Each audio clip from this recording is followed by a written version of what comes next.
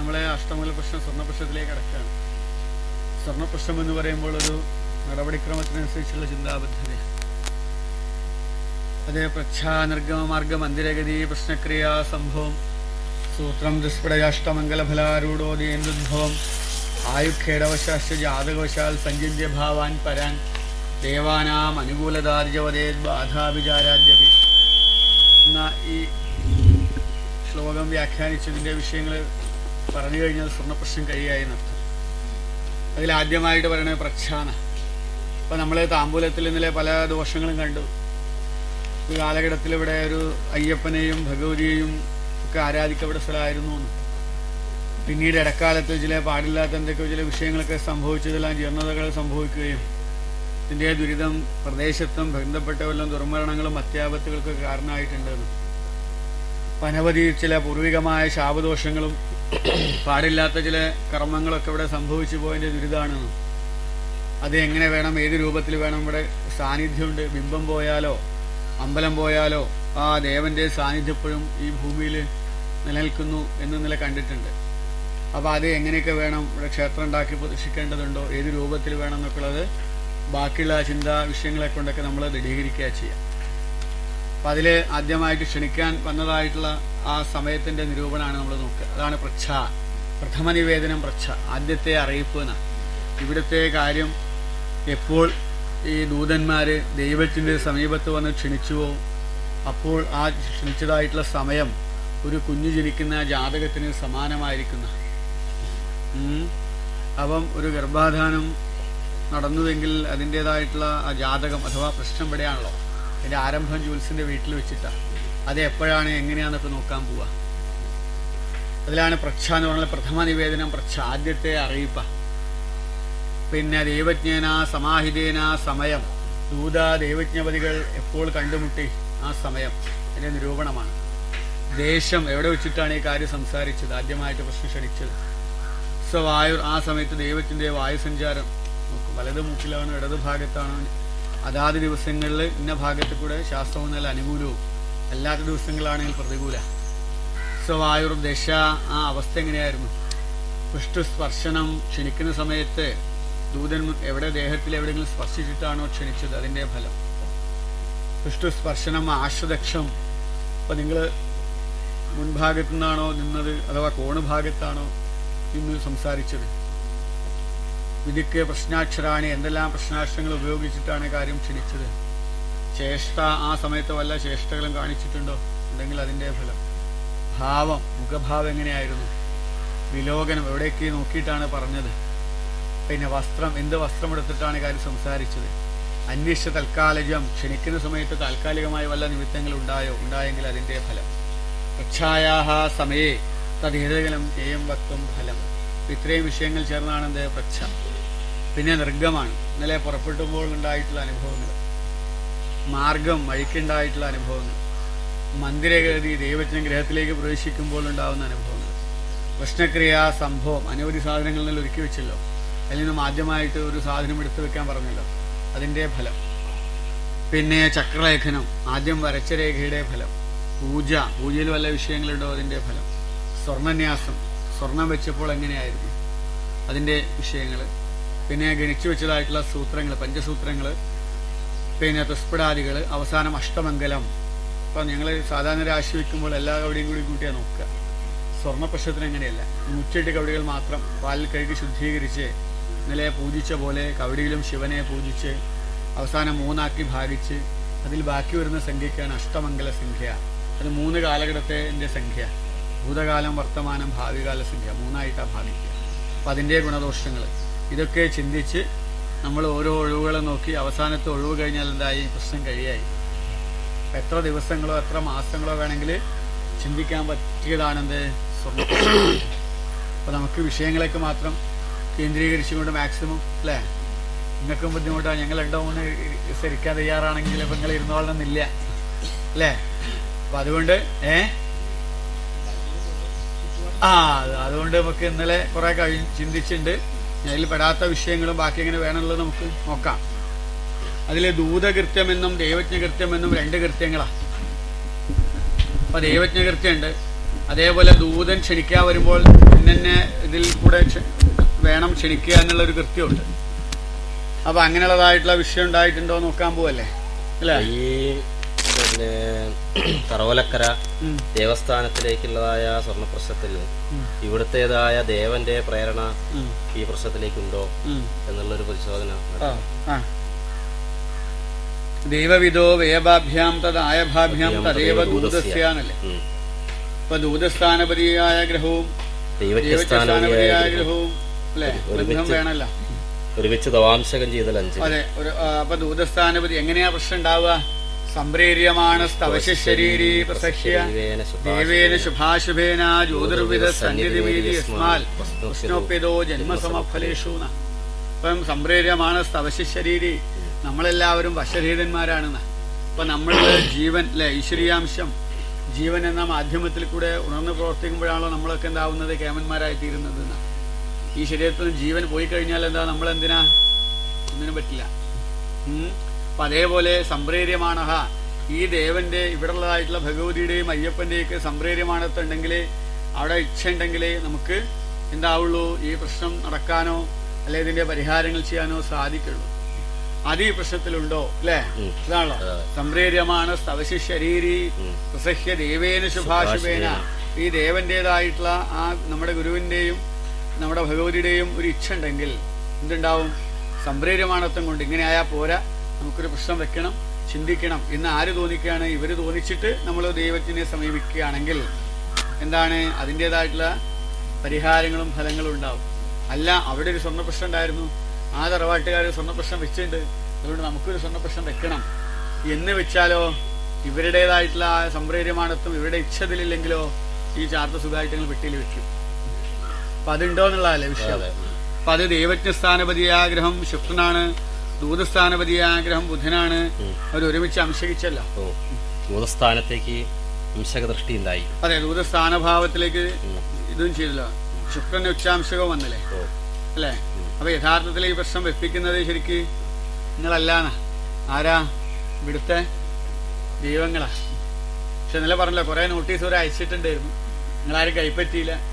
അപ്പൊ ജപ്തി വാറണ്ടും കൂടി വന്നപ്പോഴാണെന്ത് നിങ്ങളെല്ലാരും കൂടി കീഴടങ്ങിയത്. ഒരു കുറച്ച് മുന്നേ തന്നെ ഇതിന് വേണ്ട ശ്രമമൊക്കെ നടത്തി വെക്കിയിട്ടുണ്ട്.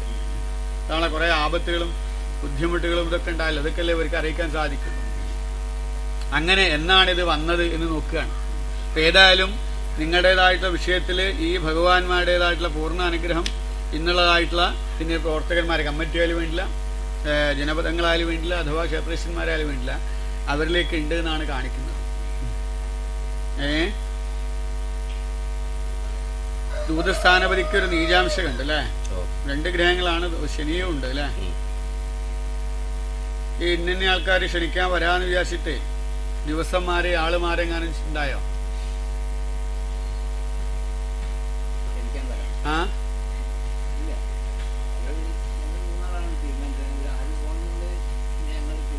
ഇവിടെ 2 ആളെ വന്നുള്ളൂ. അതാ പറഞ്ഞ് 3 ആള് തീരുമാനിച്ചാൽ അവിടെ എത്തുമ്പോ 2 ആളാണ് കൊണ്ടാന്ന് വിചാരിച്ചിട്ട. പക്ഷെ ഇവിടെ അങ്ങനെ ഒരു വിഷയം ഉണ്ടായിട്ടുണ്ട്. ദൂതസ്ഥാനപതിയായ ഗ്രഹം അല്ലെ, ഇടവകന്യാ മകര 2-ാം വിഷയം കഴിഞ്ഞ് 3-ലാ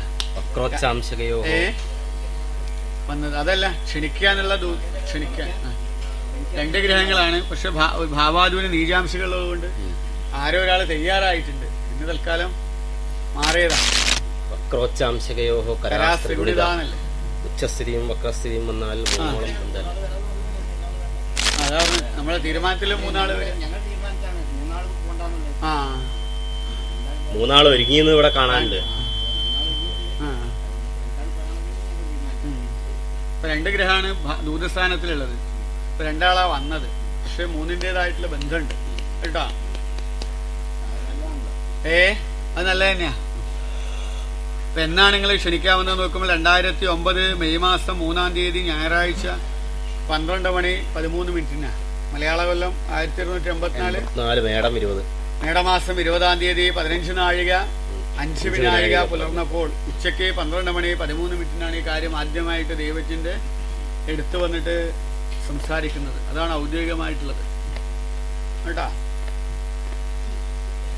അപ്പോൾ അത് ഇന്റേതായിട്ടുള്ള വിഷയമാണ്. ഇത് ഇങ്ങനെ രൂപത്തിൽ വേണം ക്ഷണിക്കുക എന്നുള്ളത് ആചാര്യൻ എഴുതി വെച്ചിട്ടുണ്ട്. എങ്ങനെയാ? ശുഭായാം ശുഭദേനുകൂലേ താരേദിനെ ഭാനുശുഭഗ്രഹാണാം പൃഷ്ടം പ്രാവൃതാനുദുഷ്ടം ജ്യോതിർവിധം പ്രാദുർവിത്ത വൃക്ഷേന്നല്ലേ. അപ്പൊ തിഥൗ ശുഭായാം ആദ്യമായിട്ട് ആചാര്യം പറയുന്നു നല്ലൊരു തിഥിയിടെന്ന് വേണം ക്ഷണിക്കുക. അഥവാ റിക്താവിഷ്ടിരഹിതായാം റിക്തയും വിഷ്ടിയും ഇല്ലാത്ത തിഥിയിടെന്ന് വേണം ക്ഷണിക്കാണ്.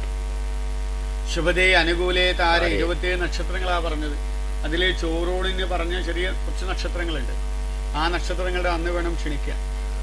പിന്നെയോ ഭാനുശുഭഗ്രഹാണാം വാരെ കുജമന്തരഹിതേ വാരെ ചൊവ്വാഴ്ചയും ശനിയാഴ്ചയും അല്ലാത്ത ദിവസങ്ങൾ വേണം ക്ഷണിക്കുക. പൃഷ്ടം പ്രാവൃതാന തുഷ്ടം പ്രാവൃതം കൊടുത്ത് സന്തോഷിക്കപ്പെട്ട ദൈവത്തിനോട് വേണം കാര്യം പറയാ. പ്രാതഃ എപ്പോൾ വേണം പറയാ? രാവിലെ വേണം പറയാ. ഉപേത്യ ഉപസമീപേ സമീപത്ത് വന്നിട്ട് വേണം ക്ഷണിക്കാണ്. അതെ, ഫോണിലൊന്നും വിളിക്കാൻ പാടില്ല. ആചാര്യനൊക്കെ അറിയേ പണ്ടെന്തുണ്ടാവും, ഫോണൊക്കെ വരും. അതിന് ഫോണിലൊന്നും വിളിച്ച് പറയാൻ പറ്റില്ല. ഉപേത്യ ഉപസമീപേ ദൈവത്തിന്റെ സമീപത്ത് വന്നിട്ട് വേണം ക്ഷണിക്കുക. അപ്പൊ അങ്ങനെയൊക്കെയാണോ ഉണ്ടായത് നിങ്ങൾ നോക്കാൻ പോവാ. നിങ്ങളെ കൂട്ടം കയറ്റാൻ പോവാ ഞങ്ങൾ. എന്താ ഇവര് പോയിട്ടല്ലേ മറ്റവരിങ്ങനെ പറഞ്ഞത് എന്ന് ഇത് കഴിഞ്ഞിട്ട് നിങ്ങൾ കച്ചവടം ഉണ്ടാക്കരുത്. കാരണം എന്താ, നമ്മളിവിടെ ആരും ഒന്നുമല്ല. ഈ ദേവന്റേതായിട്ടുള്ള വക്കാലത്താ ഇവിടുത്തെ ശുഭാശുഭങ്ങള് നമ്മളിൽ കൂടെ കാണിക്കുക ചെയ്യാം. അതുകൊണ്ട് ഞങ്ങളൊക്കെ പോയിട്ട് നിങ്ങൾ തമ്മിൽ പല കാരണന്മാരെ പോലെ പ്രശ്നം ഉണ്ടാക്കരുത്. അവരങ്ങനെ പോയി ഇവരിങ്ങനെ പറഞ്ഞു എന്നൊക്കെ നമ്മള് കാരണം ഇവിടെ നമ്മൾ ആരും കുറ്റക്കാരല്ല. അതെ. അതുകൊണ്ട് അതിന്റെ ദൈവേച്ഛ ഇവരുടെ ഇച്ഛ പോലെ വരുള്ളൂ. അപ്പൊ അതിലാദ്യമായിട്ട് തിഥൗ ശുഭായാം റിക്താവിഷ്ടിരഹിതായ റിക്തയും വിഷ്ടിയും ഇല്ലാത്ത തിഥിയുടെ അന്ന് വേണമല്ലോ ക്ഷണിക്കുക. നന്നായല്ലോ. വെളുത്ത പക്ഷത്തിലെ ദശമിയാ. ഒരു കണക്കിനല്ലേ ഒരു 24 മിനിറ്റ് മുന്നേ അവർ ക്ഷണിക്കണമെങ്കിൽ വളരെ ദോഷമുള്ള സമയമാവും.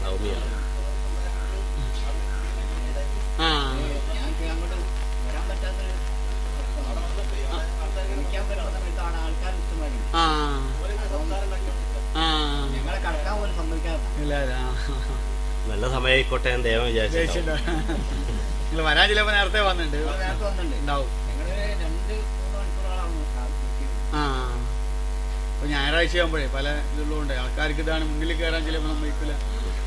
ഏതായാലും നവമിയായിരുന്നു. നവമി കഴിഞ്ഞ് ദശമി ആരംഭിച്ചു. ഇപ്പൊ നവമിയിലാണെങ്കിൽ നന്ദാഭദ്ര ജയ റിക്ത അല്ലെ. അപ്പൊ വളരെയധികം പിന്നെ നവമിയാണെങ്കിൽ റിക്ത എന്നല്ലേ, റിക്ത ശൂന്യമായതല്ലേ. അപ്പൊ ശൂന്യമായ അവസ്ഥയിൽ നിന്നും ദശമി തിഥി ആയതുകൊണ്ട് ഇതാ അത് നന്നാവാൻ പോകുന്നു. അത് വെളുത്ത പക്ഷമായില്ലേ അല്ലെ. അപ്പൊ വെളുത്ത പക്ഷത്തിലെ ദശമിയാ. 5 ദിവസം കൂടി 4 ദിവസം കൂടി കഴിഞ്ഞാൽ എങ്ങോട്ടാ പോകുന്നത്? ചന്ദ്രൻ പൂർണ്ണമായിട്ടും വെളുത്ത വാവിലേക്കാ. ഇപ്പൊ പൗർണമിയാണല്ലോ അല്ലെ. പൗർണമി ചന്ദ്രൻ കവികളൊക്കെ വർണ്ണിക്കല്ലോ. എല്ലാവർക്കും പ്രകാശം കൊടുക്കേണ്ട ആ പൗർണമിയിലേക്ക് എത്തുക. നേരെ പക്ഷേ കറുത്ത പക്ഷത്തിലല്ല, വെളുത്ത പക്ഷായി എന്നുള്ള ഗുണമുണ്ട്. കുറച്ച് മുന്നേ ആണെങ്കിൽ ഒരു ദോഷം ഉണ്ടായിരുന്നു. അപ്പൊ വളരെയധികം ദോഷത്തോടു കൂടി കിടന്ന ഈ സങ്കേതം ഇതോടുകൂടിയിട്ട് എന്താവാൻ പോകുന്നു? ഒരു ശ്രേയസിലേക്കും അഭിവൃദ്ധിയിലേക്കും കുതിക്കാൻ പോകുന്നു അല്ലേ. അതല്ലേ തിഥിശ്യ ശ്രിയമാപ്നോതി. തിഥി എന്നാൽ എന്താ? ശ്രേയസ് ഉണ്ടായിത്തീരും എന്നാണ്, ഐശ്വര്യം ഉണ്ടാവും. അഥവാ കാലം മൂലം കാലതരോഹോ സ്മൃതോ ഹിമരുചി ശാഖാദ്യൂന്യേ ഗ്രഹാഹാന. ഇപ്പം ഒരു കാലാത്മാ ദിനകർത്ത് സൂര്യൻ കാലത്തിന്റെ ഉണ്ടാക്കുന്നയാളാ. ആ സൂര്യൻ നമ്മളൊരു കാലവൃക്ഷമായിട്ട് സങ്കല്പിച്ചാൽ, വൃക്ഷമായി സങ്കല്പിച്ചാൽ അതിന്റെ മുരട് അടിഭാഗമാണെന്ത്? ചന്ദ്രൻ. അന്യേ ഗ്രഹാഹ ശാഖാദയ. മറ്റുള്ള ഗ്രഹങ്ങളാണെന്ത്? ശാഖകൾ. അതുകൊണ്ട് മൂലേഹി പ്രബലേ. ഒരു വൃക്ഷത്തിന്റെ മുരട്ടിന് ഉറപ്പുണ്ടെങ്കിൽ ശാഖാദയ പുഷ്യന്തി, ശാഖകൾ തളർക്കും, കായ്ക്കും. അതുകൊണ്ട് എപ്പോഴും ഒരു വൃക്ഷം അതിന്റെ മുരടിനെ ആശ്രയിച്ചിട്ടാണെന്ത്? ഇഷ്ടം ഫലം വിണ്ടതേ നമുക്ക് കായ്കനികളെല്ലാം തരുന്നത്. അത് ഇവിടെ നോക്കുമ്പോഴെന്താ? മൂലം എന്ന് പറയുമ്പോൾ എന്താ? തിഥിയാണ് ഇവിടെ മൂലം, അടിസ്ഥാനമാണ്. അപ്പൊ ആ തിഥി ചന്ദ്രനാണല്ലോ ഇവിടെ എന്തായത്? പിന്നെ വെളുത്ത പക്ഷത്തില് നവമി കഴിഞ്ഞ് ദശമിയിലേക്ക് കടന്നു. അപ്പം എന്തൊക്കെ നമ്മൾ ഇന്നലെ പറഞ്ഞ വിഷയത്തിലേക്ക് എന്തൊക്കെ പോയാലും ഇവിടെ അടിസ്ഥാനം നന്ന് നടത്തും. അടിസ്ഥാനം എന്താ? ഒരു ദേവസാന്നിധ്യം അന്തർലീനമായിട്ടുള്ള സ്ഥലമാണെന്ത്? ഈ സ്ഥലം. അപ്പൊ നമ്മള് വരണതിന്റെ മുന്നേ തന്നെ ഇവിടെ എന്തുണ്ട്? ഒരു ദേവസാന്നിധ്യം നിലനിൽക്കുന്ന സങ്കേതമാണ്. അവിടേക്കാണ് എന്ത്? നമ്മള് എത്തിപ്പെട്ടത്. നമ്മൾ പറഞ്ഞല്ലോ നമ്മുടെ പൂർവ്വസങ്കേതം പടിഞ്ഞാറ് ഭാഗത്താണെന്നും അവിടെ തെക്ക് ഭാഗത്തേക്ക് വന്നവരാണെന്നും അവിടെ നിന്നാണ് ഇവിടേക്ക് താമസിക്കാനിട വന്നു എന്നൊക്കെ നില ചിന്തനയിൽ കണ്ടല്ലോ. അപ്പൊ ഇവിടേക്ക് നമ്മൾ എത്തുന്നതിന് മുന്നേ തന്നെ എന്തുണ്ട്, ഒരു സാന്നിധ്യ വിഷയം അന്തർലീനമായ സ്ഥലമാണിത് അല്ലെ. അന്നത്തെ ലഗ്നം എന്താ? കർക്കലഗ്നമായിട്ട് ചന്ദ്രൻ ചിങ്ങൻ രാശിയിൽ, സിംഹരാശി സ്ഥിതചന്ദ്രോ ഭഗവതി അന്യപൂജിത കാണിച്ചതാണല്ലോ. അപ്പം അന്യന്മാരാൽ ആരാധിക്കപ്പെട്ടതായിട്ടുള്ള ചില ദേവസാന്നിധ്യങ്ങള് ഈ ഭൂമിയിൽ തന്നെ ഉണ്ടായിരുന്നു. പൂവം പുഷ്കരണീയുതെന്നല്ലേ ദശമിക്ക് എന്താ പറഞ്ഞത്? ആരാമൻ അഗരീശേവ ക്ഷേത്രാണിച്ച ഗ്രഹാണിച്ച എന്നല്ലേ. അപ്പം ഒരു പുഷ്കരണീയുതെന്ന് പറയുമ്പോൾ ഒരു വെള്ളം നിൽക്കുന്നതായിട്ടുള്ള സങ്കേതം, വെള്ളം നിൽക്കുന്നതായിട്ടുള്ള ഒരു ചോലയോ ഒരു പുഷ്കരണി എന്നൊക്കെ പറഞ്ഞാൽ അങ്ങനെയുള്ളതായിട്ടുള്ള ഒരു പ്രത്യേകമായ സങ്കേതമൊക്കെ ഈ ഭൂമിയുമായി ബന്ധപ്പെട്ട് അതിപൗരാണിക കാലത്തിലേ ഉണ്ട് എന്നാ. ഇപ്പൊ നമ്മൾ പറഞ്ഞല്ലോ വടക്കു ഭാഗത്ത് ഒരു സ്ഥാനം ശുംഗദേശം ഉയർന്നതായിട്ടുള്ള സങ്കേതമെന്നും ഒരു ശിവസാന്നിധ്യവുമായി ബന്ധപ്പെട്ട സ്ഥലമാണെന്നും അവിടെ ഒരു വിശിഷ്ടമായിട്ടുള്ള ജലാശയം, ഒരു ജലസങ്കേതം, പുഷ്കരണി പറയുമ്പോൾ ഒരു വെള്ളം വരുന്ന സ്ഥലമൊക്കെ ഇതിന്റെ വടക്ക് പടിഞ്ഞാറോ ഭാഗമായിട്ട് ബന്ധപ്പെട്ട് നമ്മൾ ഇന്നലെ കണ്ടിട്ടുണ്ട്. അപ്പൊ ആ ദേവ സാന്നിധ്യങ്ങളും ഈ ഭൂമിയിലുള്ള ദേവസാന്നിധ്യങ്ങളൊക്കെ ഒരു അഭേദ്യമായ ബന്ധമുണ്ട്. അതിന്റെ 9 വ്യാഴം അല്ലെ, അല്ല ശുക്രൻ തപസ്സിന്ന് കാണിച്ചതും. അപ്പൊ ഒരു താപസശ്രേഷ്ഠന്റെ പിന്നെ പ്രത്യേകമായ സാന്നിധ്യം കൂടി ഉൾക്കൊള്ളുന്ന ഒരു ഭൂപ്രദേശമാണെന്ത് ഈ ഭൂപ്രദേശം. ഇവിടെ കുറച്ചങ്ങോട്ട് പോയാലേ അവിടെ വല്ല പാറകളൊക്കെ എന്നുള്ള സ്ഥലമുണ്ടോ? ആ കല്ല്, വിശേഷപ്പെട്ട കല്ല്. ഗുഹാസങ്കേതങ്ങളൊന്നുമില്ലല്ലോ, ഗുഹ പോലത്തെ.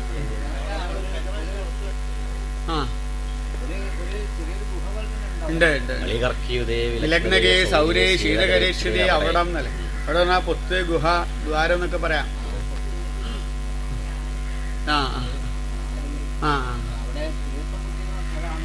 അതാ പറഞ്ഞ പുഷ്കരണി പറഞ്ഞതാണ് ഒരു വെള്ളം നിൽക്കുന്ന സ്ഥലം. സദാച്ഛാച്ഛതോയം തു തോയാഖ്യരാശൗ സുരാധീശതീർത്ഥം തു തീർത്ഥം വിദത്തെ പരം ജീർണവർണ്ണസ്തു മാർത്താണ്ഡസൂനു ശശി ശംഖദോയം കുജാർക്കോ തദൽപ്പം എന്നല്ലേ. ഇപ്പൊ ശശി ശംഖദോയം ഒരു ശംഖിൽ നിന്ന് വരുന്ന തീർത്ഥത്തിന് സമാനമാണ് എന്റെ അവരുള്ള ആ ജലസ്രോതസ്, ജലസങ്കേതം. അത് ഇടക്കാലഘട്ടത്തിൽ കുഴുകി ഇന്നിപ്പോ എന്താണെന്നും ഇല്ലാത്തൊരവസ്ഥ കാണുന്നു.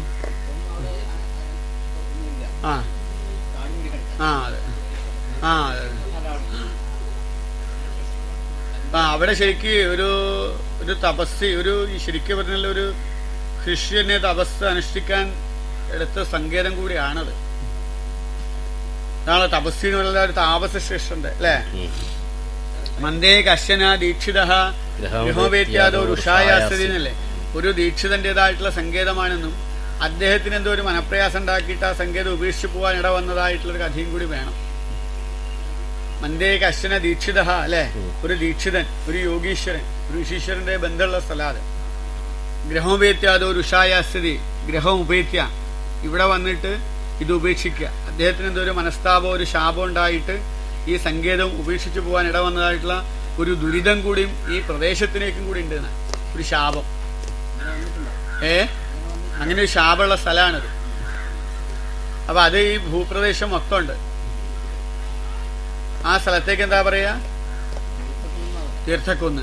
പേരെന്നെ തന്നെയാണ്. അപ്പൊ അതൊരു ശിവനുമായിട്ട് ബന്ധപ്പെട്ട സ്ഥലമാണ്. അതിന്റെ കുറച്ച് പടിഞ്ഞാറ് ഭാഗത്തൊരു ശിവക്ഷേത്രവും ഇതുമായിട്ടൊരു ബന്ധമുണ്ട്. ഈ സ്ഥലത്തും ഒരു ദേവീ സാന്നിധ്യം, ദേവസാന്നിധ്യം പൗരാണികത്തിലുണ്ടായിരുന്നു. അതും ഇതുമായിട്ടും കൂടി ഒരു അഭേദ്യമായ ബന്ധമുണ്ട് കേട്ടോ. അതാ പറഞ്ഞ ഈ സാധനങ്ങളൊക്കെ ഒരുക്കി വെച്ചത്, ആദ്യം ഒരുക്കി വെച്ചത് നമ്മൾ വലിയൊരു ടേബിളിന്റെ മുകളിലാ, ഒരു ഉയരത്തിലാ. വിളക്ക് വരെ നിങ്ങൾ തിരിയിട്ടത് എവിടുന്ന? അതിന്റെ പോലെന്നാ, അവിടുന്ന അല്ലേ. കത്തിക്കാനുള്ള ശ്രമം ഉണ്ടായി. അപ്പൊ തിരുമേനി നമ്മൾ പറഞ്ഞല്ലോ എല്ലാം ഇവിടെ ഒരുക്കി വെക്കുക പറഞ്ഞപ്പോ അല്ലെങ്കിൽ നിങ്ങൾ അവിടെ നിന്ന് കത്തിക്കേണ്ടതാ. അപ്പൊ അവിടെ ജ്വലിപ്പിക്കാനുള്ള ശ്രമം ഉണ്ടായിട്ടുണ്ട്. പക്ഷെ ജ്വലിപ്പിച്ച പിന്നെ എവിടുന്ന? താഴേന്ന. അപ്പൊ ഈ ദേവസാന്നിധ്യങ്ങളുടെ ആയിട്ട് ബന്ധപ്പെട്ട സങ്കേതം ഇതിന്റെ വടക്ക് ഭാഗത്തോ അല്ലെ വടക്ക് പടിഞ്ഞാറോ ആയിട്ടുള്ള കുന്ന് ഉയരത്തിലാണ്, മലേന്റെ മുകളിലാണ്. അതിന്റെ പരിസരത്തിൽ ദുർമരണം ഉണ്ടാവേ അല്ലെ വല്ല അപകടങ്ങളോ ഇതിന്റെ പരിസരത്ത് ഉണ്ടായിരുന്ന? അവിടെ ഈ പാറൊന്നും പൊട്ടിക്കാറൊന്നുമില്ലല്ലോ. ആ അവിടെ എന്തോ ഒരു അപകടം ഉണ്ടായിരുന്നോ മുന്നേ ആർക്കെങ്കിലും? ആ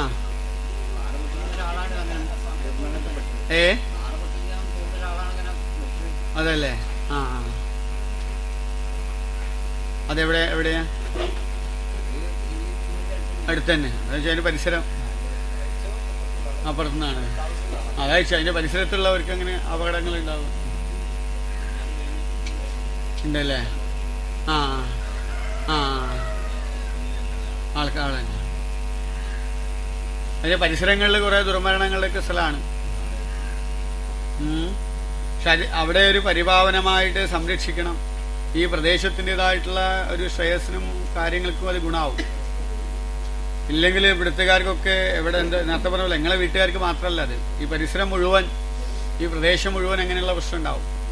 നല്ല കഴിവുള്ളവർക്ക് അതിനനുസരിച്ച് വരാൻ സാധിക്കാതിരിക്കും. ഒരു ഒരു എന്താ പറയുക, ഒരു വൃദ്ധഗതി അല്ലെങ്കിൽ ഒരു ഇങ്ങോട്ട് വരേണ്ട ഗുണങ്ങളൊക്കെ മറ്റേതെങ്കിലും ഭാഗത്തേക്ക് ആയിപ്പോവും. പ്രദേശത്തിന് വികസന പദ്ധതികൾ ഉണ്ടെങ്കിൽ തന്നെ അത് വേണ്ട രൂപത്തിൽ എന്താക്കാൻ പറ്റില്ല, പൂർത്തീകരിക്കാൻ സാധിക്കാതെ വരും.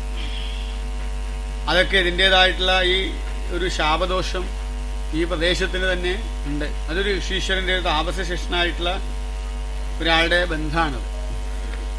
ഞങ്ങളായിട്ടുള്ളൊരു മഹർഷിനെയാണുള്ളത്. അതാരാ കേട്ടുണ്ടോ? പണ്ട് ആളെ കുറിച്ച് അറിയോ? ആരാന്നുള്ള അറിയില്ല അല്ലേ? ഓഹോ, അതെ.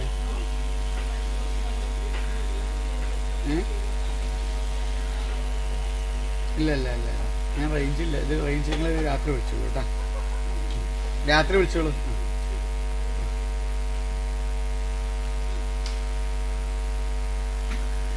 ഏത് മഹർഷിയെന്നാ പറഞ്ഞത്? ഓഹോ, ആ. അപ്പൊ അദ്ദേഹത്തിൻ്റെതായിട്ടുള്ള ബന്ധമുള്ള ഭൂമിയാണ്. അദ്ദേഹം ഇവിടെ എന്തോ ഒരു പ്രയാസം ഉണ്ടായിട്ട് ഇവിടുന്ന് ഒരു ഉപേക്ഷിച്ച് മറ്റു സ്ഥലത്തേക്ക് പോകാനിട വന്നതായിട്ടുള്ള കഥയും പറയേണ്ടി വരുമല്ലോ അല്ലേ? ഗ്രഹമുപേത്യ ഉഷായാസ്യ ഈ സങ്കേതം ഉപേക്ഷിക്കേണ്ടി വരെ ഇവിടെ എന്തോ ഒരു പ്രയാസം ഉണ്ടായിട്ട് മാറിപ്പോണ്ട അവസ്ഥയും ഇത് പ്രദേശത്തിൻ്റെതായിട്ടുള്ള ദുരിതത്തിനും കൂടി കാരണമായിട്ടുണ്ട്.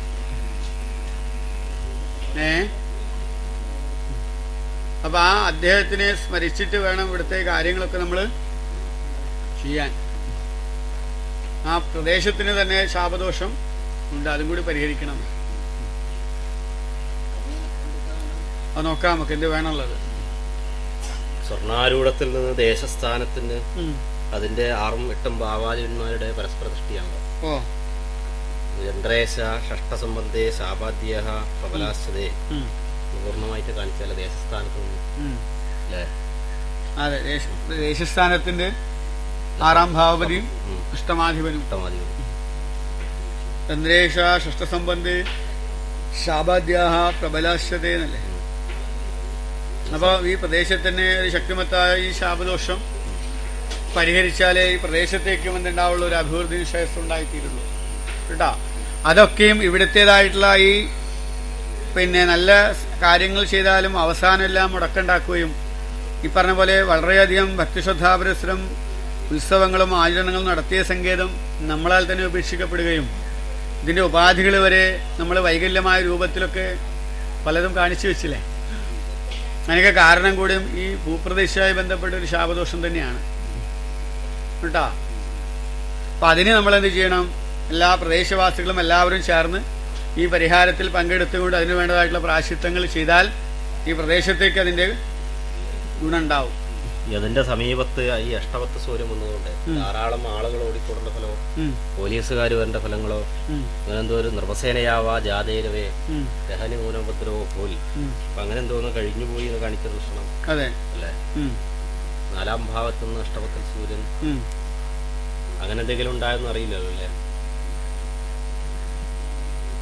അതിന്റെ പരിസരത്ത് ഇപ്പൊ നമ്മൾ വഴി പറയുമ്പോ എങ്ങോട്ടാ?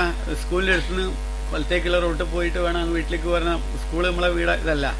അതേപോലെ അതിന്റെ പരിസരങ്ങളിൽ ഇങ്ങനെ ഉണ്ടാവുന്ന ചില അത്യാപത്തുകളും ഒരു എല്ലാവരും ഭയപ്പെടുത്തേണ്ട എന്തോ ചില വിഷയങ്ങളൊക്കെ അവിടെ ഉണ്ടായിട്ടുണ്ട്.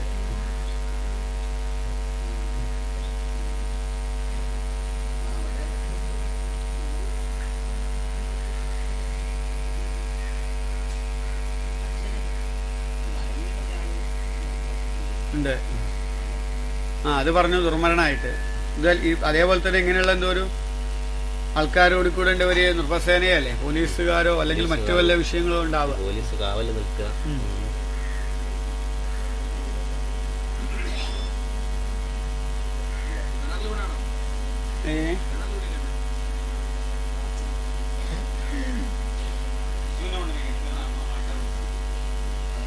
ഫയർ സർവീസുകാരൊക്കെ വന്നോ?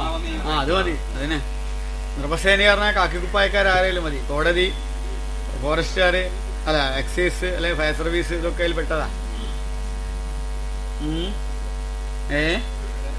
അതെ അതെ, അതൊക്കെ വിടും. കാക്കിക്കുപ്പ നൃപസേനയാന്നാ പറഞ്ഞത്, രാജാവിന്റെ സേന.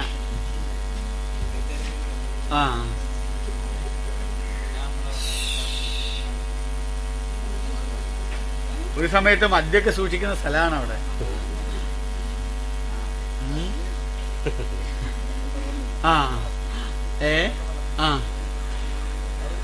കാരണം ആരും തിരിഞ്ഞു നോക്കാത്ത സ്ഥലം, സുഖമാണ്, ആരും വരൂല്ലോ. അപ്പൊ അവിടെയുള്ള പവിത്രമായ സ്ഥലം പല തീർത്ഥങ്ങൾക്ക് വേണ്ടിയിട്ട് ഉപയോഗിച്ചിട്ടുണ്ട് കേട്ടാ. അതൊക്കെ ചെയ്താൽ എനിക്ക് ദുരിതം ഉണ്ടാവും.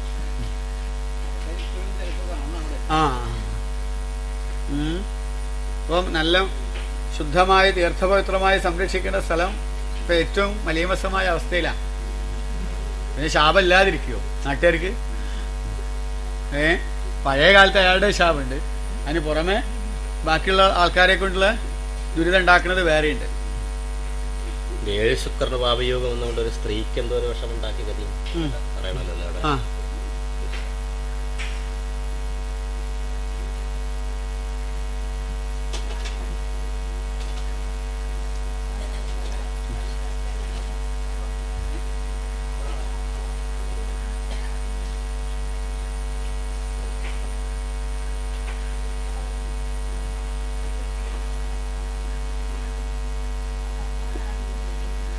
അങ്ങനെയുള്ളതായിട്ടുള്ള സ്ഥലമാണത് അല്ലെ. സ്ത്രീക്ക് എന്തോ ഒരു പ്രയാസം ഉണ്ടാക്കുകയും അപ്പൊ അതിൻ്റെതായിട്ടുള്ള ദുരിതം പ്രദേശവാസികൾക്ക് ബാധിക്കാതിരിക്കാൻ അത് തീർത്ഥപവിത്രമായിട്ട് തന്നെ നമ്മൾ സംരക്ഷിക്കണം.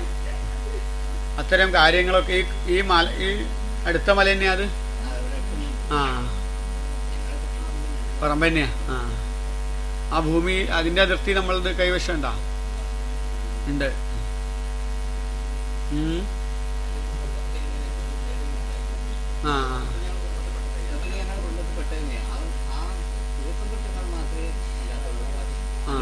അത് അല്ലെ പഴയ കാലത്തില് ശരിക്കും പറഞ്ഞാൽ കുന്നുങ്ങളെ കൈവശാവും. അതുകൊണ്ടാണ് ഇവിടെ ഇങ്ങനെ കാണാനുള്ള കാരണം.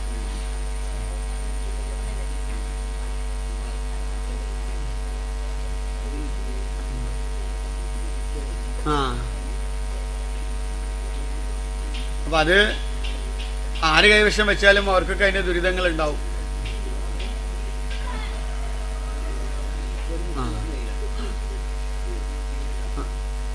ഒരിക്കൊന്നും തൊടാൻ സാധിക്കൂല.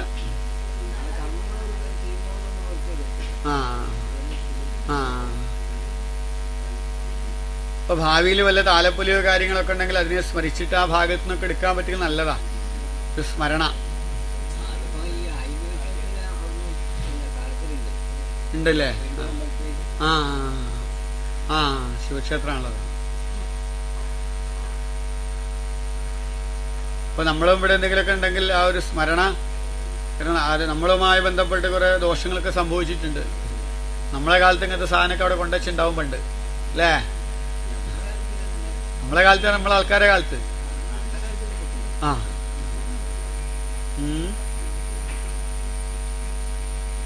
ശ്രീരാശിയല്ലേ അല്ലെ, ചെന്ന മറക്കപ്പെടല്ലേ, മധ്യകളഞ്ചൊന്നല്ലേ.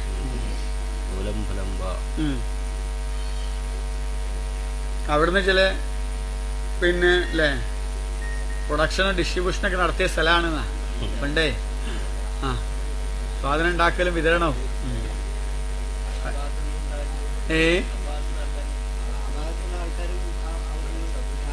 അതാ അതിനൊക്കെ ഒരാൾ മാത്രമേ സാക്ഷിയായിട്ടുള്ളൂ, ഇയാളെ. അവിടെയുള്ള തേവരും ഈ മാഷിന്റെ ബന്ധമുണ്ടല്ലോ, സാന്നിധ്യം അവിടെ ഉണ്ട്. ഏതായാലും ആ ഒരു ദുരിതവും ആ സങ്കേതം പവിത്രമായി സംരക്ഷിക്കുകയും വിശേഷ കാലഘട്ടത്തിൽ അവിടെ നിന്ന് നമ്മൾ ഈ താലപ്പൊലി അല്ലെങ്കിൽ ഒരു ദീപസമർപ്പണം അങ്ങനെയുള്ള കാര്യങ്ങളോ ചെയ്യുന്നത് നല്ലതായിരിക്കും, പ്രദേശത്തിൻ്റെതായിട്ടുള്ള അഭിവൃദ്ധിക്കും കൂടിയിട്ട്. ശിവരാത്രിക്ക് പ്രത്യേകമായിട്ടൊന്നും ചെയ്യലില്ല അവിടെ? പണ്ടുണ്ടായിരുന്നു അല്ല മുമ്പ്? ആ ആ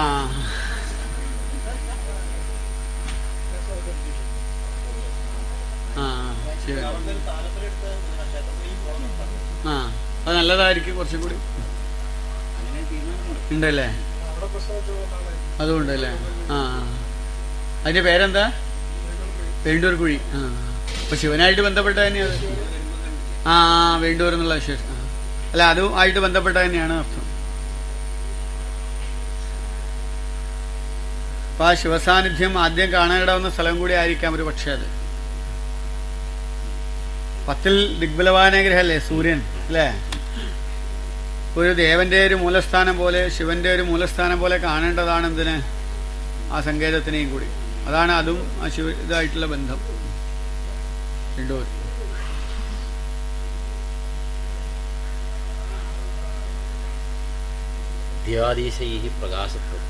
അഭി സൂര്യന്റെ യോഗ്യത എന്നല്ലേ.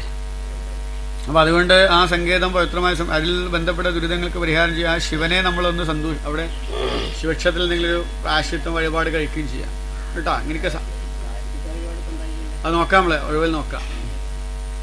അപ്പൊ അതൊക്കെ ചെയ്താല് നമ്മളെ പ്രദേശത്തേക്കും ഇതിനേക്ക് തറവാടിനേക്കും ഒരു ശ്രേയസ് ഉണ്ടാവൂല.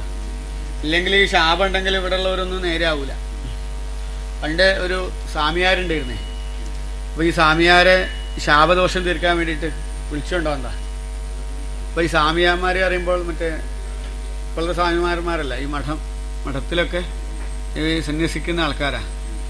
അപ്പൊ അവർക്ക് ഭിക്ഷ കൊടുക്കുക എന്നാ പറയാ. വിളിച്ചു കൊണ്ടുവന്നിട്ട് ഭിക്ഷ കൊടുക്കും. ഭിക്ഷ പറഞ്ഞാൽ ഓരോന്ന് വിളമ്പി കൊടുക്കും. അവരൊന്നും പറയില്ല, ഇത്ര വേണമെന്നോ ഇത്ര വേണ്ടെന്നോ പറയില്ല. ഈ ബ്രാഹ്മണരെ സന്യസിക്കുക ചെയ്യുക, അവർ സ്ഥലമാണ്. അങ്ങനെ ഇവര് ഇലയൊക്കെ ഇട്ടിട്ട് അങ്ങനെ അദ്ദേഹത്തിനെ വിളിച്ചു കൊണ്ടുവന്ന സ്ഥലത്ത് ഇപ്പൊ അദ്ദേഹത്തിന് തീരെ താല്പര്യമില്ലാത്ത സാധനമുണ്ട്, എന്താ പുളിയിഞ്ചിയ. അപ്പൊ ഇതെന്താ വെച്ചെങ്കിൽ ഇലയിൽ ആദ്യം വിളമ്പി ഒരാളെ. അപ്പൊ ഇത് വിളമ്പിയപ്പോ ഏതായാലും ചോറൊക്കെ തിന്നാണ്ട്. അപ്പൊ എന്ത് ചെയ്തു വെച്ചെങ്കിൽ സ്വാമിയാരെന്ത് എന്ത് ചോദിച്ചെങ്കിൽ ഇത് ആദ്യമായിട്ട് കഴിച്ചു. എന്നാ പിന്നെ ബാക്കി സുഖമായിട്ട് കഴിക്കാലോ. അപ്പൊ ഈ ഇവര് പറയൂല വേണമെന്നോ വേണ്ടെന്നോ പറയില്ല, അറിഞ്ഞതൊക്കെ ചെയ്യണമെന്നാ വിളമ്പുന്ന ആൾക്കാർ. അങ്ങനെയുള്ള നമ്പൂരിമാരാ വിളമ്പുക. അപ്പൊ ഇയാൾ ഈ പുളിയിഞ്ചി എടുത്ത് കഴിച്ചപ്പോ വിളമ്പനാക്ക് തോന്നി പുളിയിഞ്ചി ഇയാൾക്ക് സ്വാമിയാർക്ക് ഇഷ്ടമാണ്. കുറച്ചും കൂടി വിളമ്പിയാ കഴിക്കണമല്ലോ, ഇയാൾ കഴിച്ചു. പിന്നെയും കുറെ കഴിഞ്ഞ് നോക്കുമ്പോ വിളമ്പനാക്ക് പിന്നെയും തോന്നി ഇയാൾക്ക് കുറച്ചും കൂടി ഇഷ്ടമാണ്. വീണ്ടും വിളമ്പി. അങ്ങനെ അവസാനം ഒരു ലക്ഷ്യം കിട്ടാതെയായിട്ട് സ്വാമിയാർ ശപിച്ചു എന്നാ. എന്താ, ചെങ്ങര പുളി പൂത്താലും കായ്ക്കരുത് എന്നാ, കായ്ക്കാൻ പാടില്ലാണ്. ചെങ്ങര പറഞ്ഞാൽ മഞ്ചേരി എടുത്താ ആ പ്രദേശത്ത് ഇപ്പോഴും അതേ പുളി പൂക്കും, കായ്ക്കില്ലാണ്. ഇയാളുടെ സ്വാമിയാരെ ശാപ.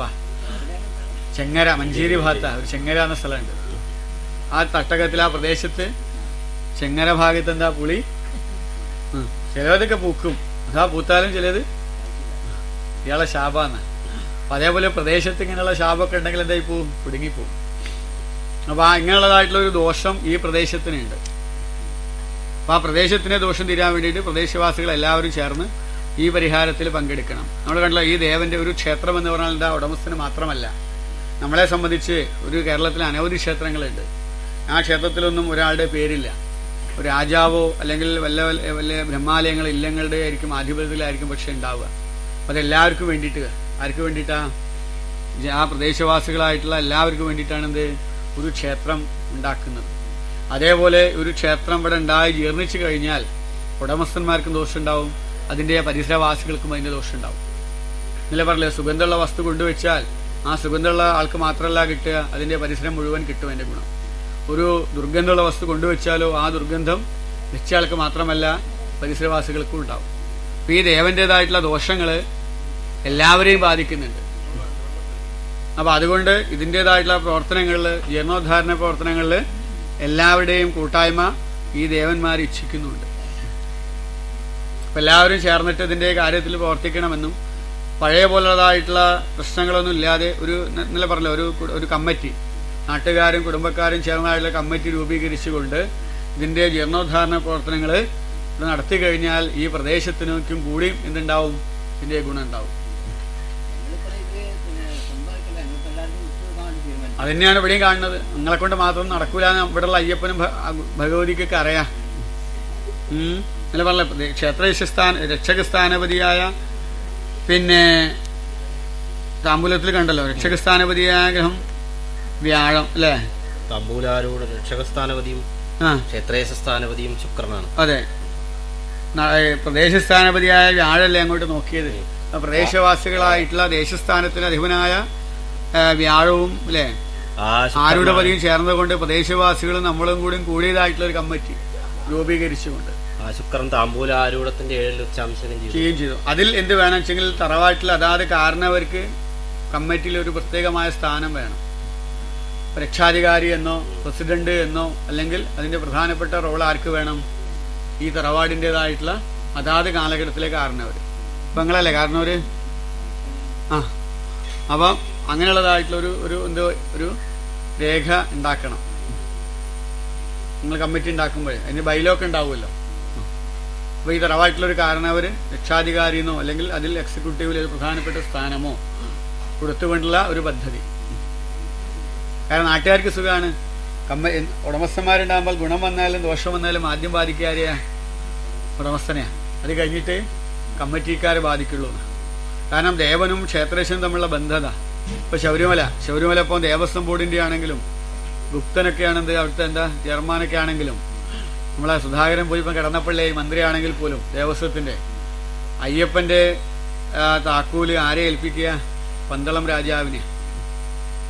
അത് ശാന്തിക്കാരനെ ഏൽപ്പിക്കുക ദേവസ്വം ബോർഡ് ചെയർമാനെയോ അല്ലെങ്കിൽ മന്ത്രിനെയോ അല്ല.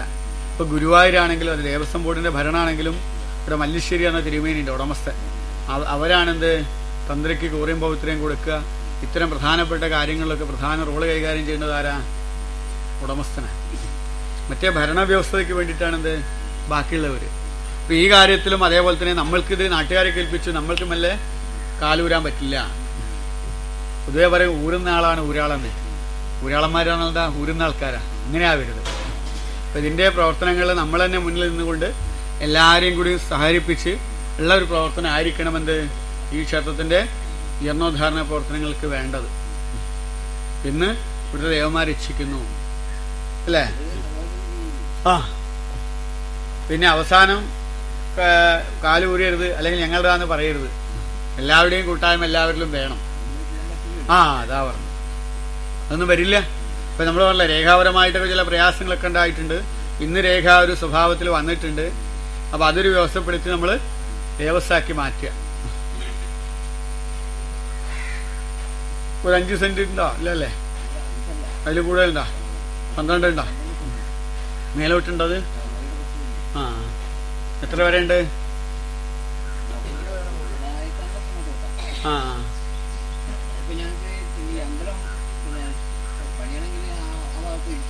അല്ല, അതിന് ആദ്യം ശില്പിയെ കാണണം.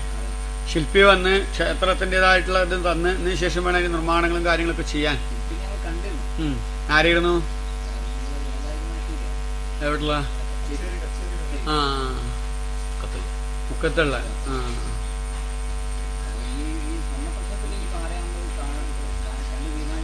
അതെ, നോക്കാം.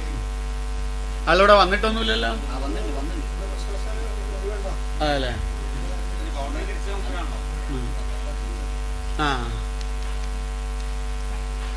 അപ്പൊ അത് മതിയോ നോക്കാം, അല്ലെങ്കിൽ വേറെ നോക്കാം. ഏതെങ്കിലും പ്രാവശ്യം വന്ന സ്ഥിതിക്ക് ആളെന്നെ മതിയോ നോക്കാം കേട്ടോ. സ്വർണ്ണപ്രശ്നത്തിൽ നമുക്ക് അല്ല ഒഴിവ് നോക്കുമ്പോഴേ നിശ്ചയിക്കാം. അപ്പൊ ആ തിഥി നന്നായതുകൊണ്ട് ഇവിടെ ഒരു തിഥിശ ശ്രീയമാപ്നോതി. ഇപ്പം ക്ഷേത്രം പോയാലോ ബിംബം പോയാലോ ഒക്കെ പോയാൽ പോലും ബിംബം പോയിട്ടില്ലല്ലോ, നമുക്ക് കണ്ടല്ലോ. പീഠമൊക്കെ ഉണ്ടായിരുന്നു, ഇതിന്റെ പീഠമൊക്കെ കൊണ്ടുവച്ചല്ലേ. അപ്പൊ അതൊക്കെ പോയാൽ പോലും ഇവിടെ അസാധാരണത്തുള്ള സാന്നിധ്യമുള്ള സ്ഥലമാണ്. വിശ്വരാശിക്ക് കീഴേ സ്വയംഭൂ എന്നല്ലേ.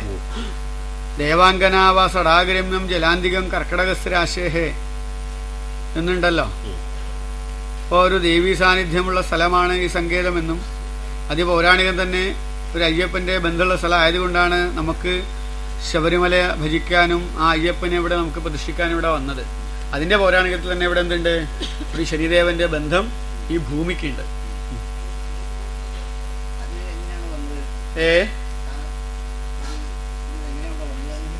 ആ അത് പൗരാണികത്തിലുള്ള ഭൂമിയിലുള്ളതാണ്.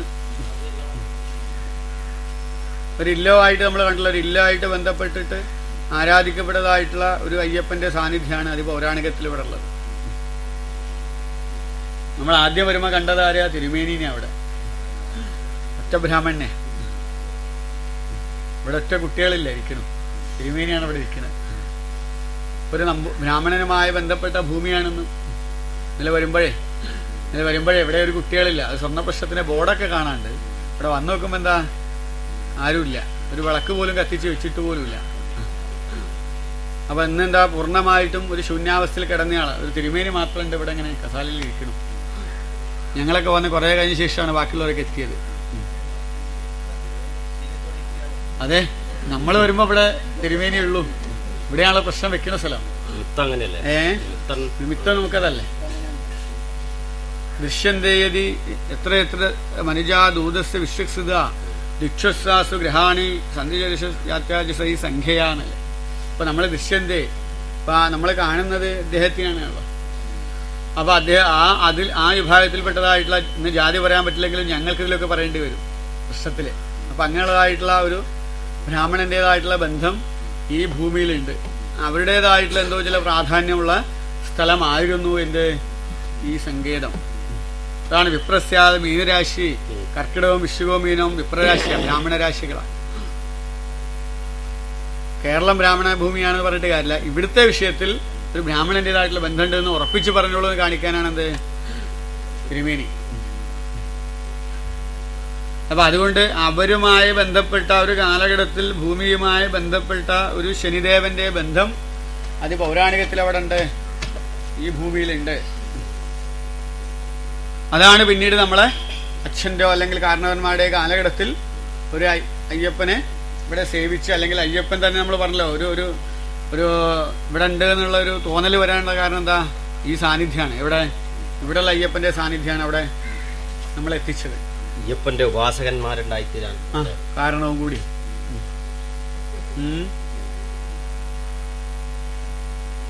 അപ്പൊ അതുകൊണ്ട് അതാണ് നമുക്കിതൊക്കെ പോയിട്ട് പോലും വീണ്ടും ഒരു പ്രശ്നം വെക്കാനും ഈ സാന്നിധ്യത്തിനെ ആരാധിക്കാനും ഇടവനാളെ കാരണം. കീടേ സ്വയംഭൂ എന്നല്ലേ, സ്വയം വന്നിരുന്ന പോലെയുള്ള ആളാ അവിടെ ഉള്ള ആള്.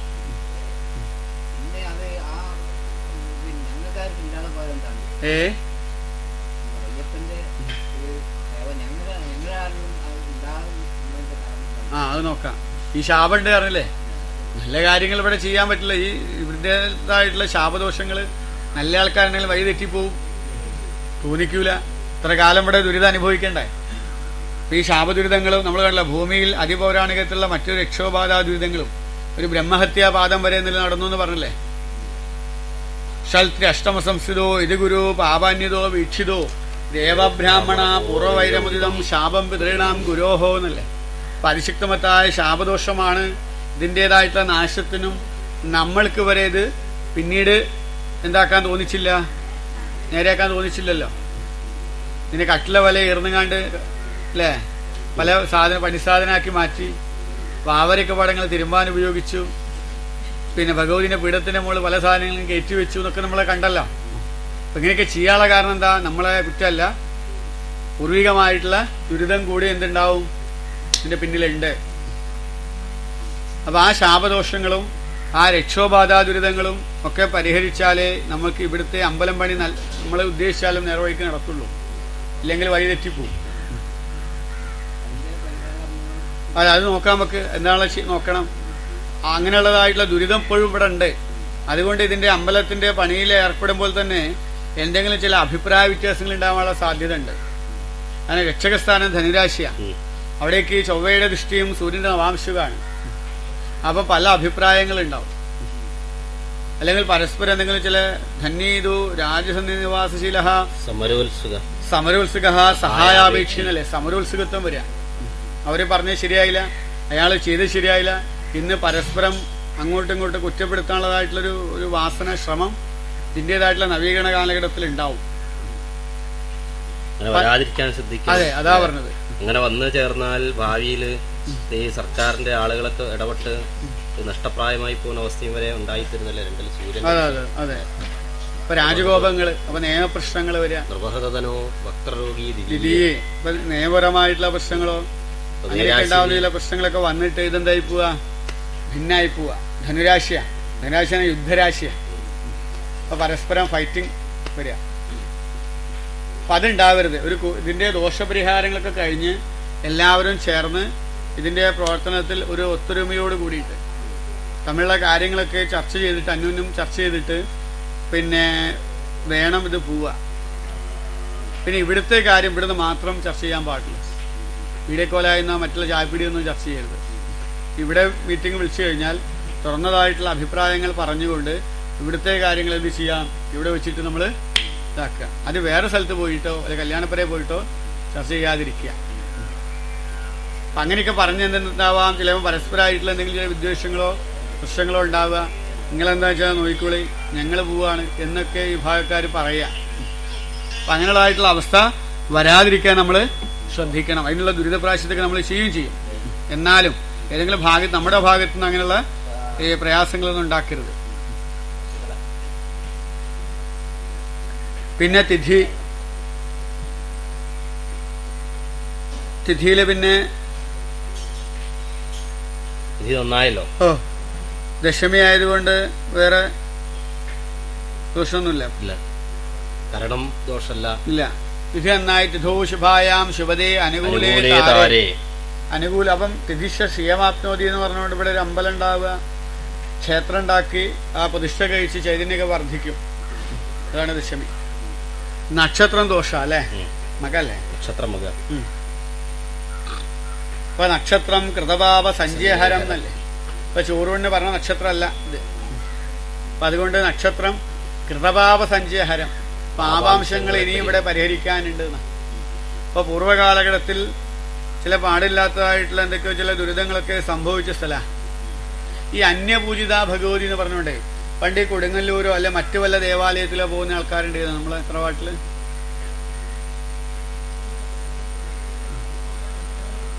ആ, അതാരെയൊന്ന് പോയിരുന്നേ ഉണ്ടായിരുന്നു. നിങ്ങളെ ആരായിട്ട് മോളാണ്. പോയല്ലേ. അതില് മറ്റേ കൊടുങ്ങല്ലൂര് പോവാനുള്ള സമ്പ്രദായത്തിൽ പോവാറുണ്ടോ മൂപ്പന്മാരോട് കൂടിയിട്ട്? ഈ ദണ്ഡൻ പൂജയൊക്കെ കഴിച്ചിട്ടേ കോഴിവട്ടൊക്കെ ദണ്ഡന് കർമ്മൊക്കെ കൊടുത്തിട്ട് ഇല്ല. ആ ആ അതല്ലേ. ആ ഉണ്ടല്ലേ. അതെങ്ങനെ ദണ്ഡൻ പൂജ കഴിച്ചിട്ടാ? അതാര് പറഞ്ഞിട്ടാ ചെയ്തത്?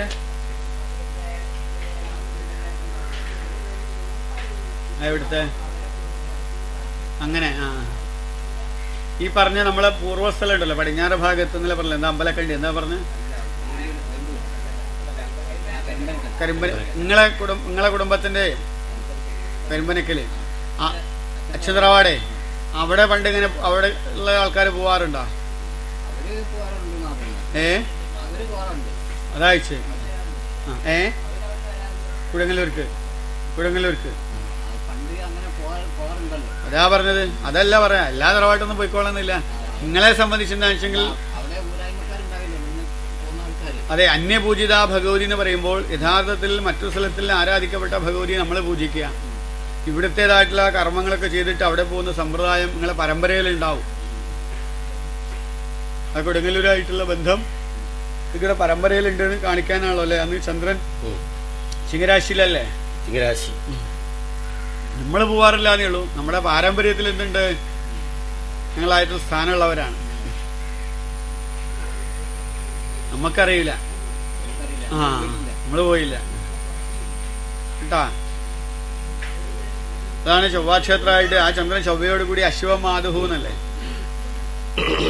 അപ്പൊ അതേപോലുള്ളതായിട്ടുള്ള ഒരു ദേവിയെയാണ് നമ്മൾ ഇവിടെയും പ്രതിഷ്ഠിക്കേണ്ടത് അല്ലേ. ദുർഗാശീതഗുരു ബലി സേബല കാളി സേവാബലശ്യാമുണ്ട പ്രമുഖസ്തമോ ഗുണേഷോ ഭൗമാലയസ്തോ യതീനല്ലേ. അപ്പൊ ചൊവ്വാക്ഷേത്രമായിട്ട് വന്നാൽ ഇവിടെ ഒരു കാളി വിധാനത്തിലുള്ള ദേവിയാണ് പ്രതിഷ്ഠിക്കേണ്ടത്. അർത്ഥപക്ഷത്തിൽ ക്ഷീണാവസ്ഥയിലേക്ക് പോകില്ല. ഇപ്പൊ ഇവിടുത്തെ ഭഗവതി ആരാ ചോദിച്ചാൽ കാളിയായിട്ടുള്ള ഭദ്രകാളിയാണ്. ആര് ഇവിടെ ഉള്ളതായിട്ടുള്ള ഭഗവതി കേട്ടോ. ആ ചൊവ്വയാണ്. വാച്യ രക്തേശ്വരി, രക്തചാമുണ്ടി, അതിഭയങ്കരി, കാളീച്ച, ഓജയകുമര, ശംശഭേദതാന്നല്ലേ. അതാ പറഞ്ഞ സ്ഥാനമുള്ളവരാണ്. പണ്ട് തറയൊക്കെ ഉണ്ടാവും, ആൽത്തറയൊക്കെ ഉള്ളവരാണ്. ഈ കാരണവർക്ക് നോർമല്ലാന്നേ ഉള്ളൂ. ആ അതെ അതെ.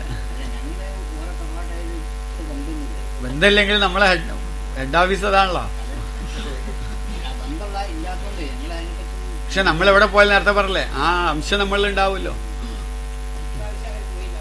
ഇല്ലല്ലേ. ആ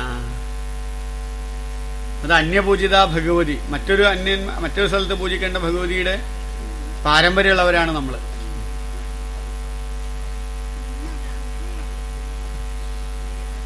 അന്യപൂജിത എന്നുള്ളതുകൊണ്ട് അവിടെ മറ്റ് വിഭാഗക്കാർ വന്ന പോലെ ആചരണങ്ങൾ നടത്തുന്ന സ്വഭാവം ഈ സ്വർണ്ണാരൂഢത്തിന്റെ മുമ്പിൽ കേതും കൂടി വന്നുകൊണ്ട് ആ സ്ഥലത്ത് പിന്നെ അല്ലെങ്കിൽ നമ്മളെ കൈവശമുള്ള ഭൂമിയിൽ ഈ മറ്റു താഴ്ന്ന വിഭാഗക്കാരോ മറ്റു വിഭാഗക്കാരോ വല്ല ദേവന്മാരെ ആരാധിക്കുക അങ്ങനെ ഉണ്ടായിണ്ടോ? അല്ലെങ്കിൽ അവിടെ അങ്ങനെയുള്ള ചെയ്യല് നമ്മുടെ കൈവശമുള്ള ഭൂമിയിൽ വല്ല വിഭാഗക്കാരെ നമ്മൾ സ്ഥലം കൊടുക്കുക അല്ലെങ്കിൽ അങ്ങനെയുള്ള വിഭാഗക്കാര് അതല്ല അത് നമ്മളെ സ്ഥലമായിട്ട് ബന്ധപ്പെട്ട് അങ്ങനെ വല്ല വിഭാഗക്കാർ താമസിക്കുക അവര് വല്ല ആചരണം നടത്തുകയും ചെയ്തത്.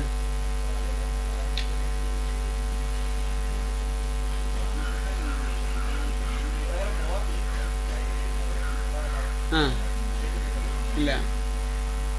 ഈ കേതുവെ കൊണ്ടേ അല്ലെങ്കിൽ ഈ കുന്നിന്റെ പരിസരത്ത് വല്ല ഈ ഇന്നിപ്പം പറഞ്ഞാൽ ഗാന്ധിജീന്റെ ഭാഷ കടെടുത്ത് പറഞ്ഞാൽ ഈ ഹരിജൻസ് വിഭാഗക്കാരെ അതായത്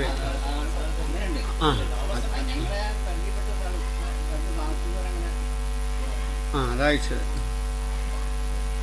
അവര് അത് നമ്മൾ കൊടുത്ത സ്ഥലമായിരിക്കൂലേ? അല്ലെ അവര് നമ്മൾ അധിവസിപ്പിക്കുക അല്ലെ നമ്മളുടെ ഭൂമിയിൽ അവര് സ്ഥാനം കൊടുക്കുക. പിന്നെ പണ്ട് അങ്ങനെയുള്ളു, അത് അവരുടേതായിട്ട് മാറും.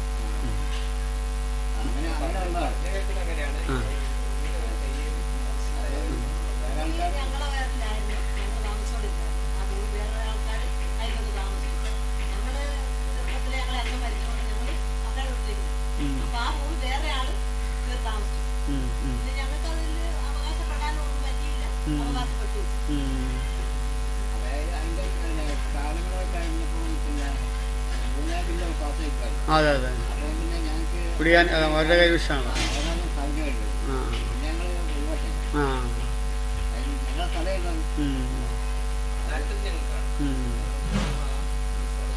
ഉണ്ടായിരുന്നു. അത് അങ്ങനെയുള്ള നമ്മളെ ഭൂമിയിൽ അവര് ഇതാക്കുക. അവരങ്ങനെയുള്ള എന്തോ ചില ആചരണങ്ങൾ ഒരു കാലഘട്ടത്തിൽ നടത്തിയിട്ട് മുടങ്ങിപ്പോയിട്ടുണ്ട്.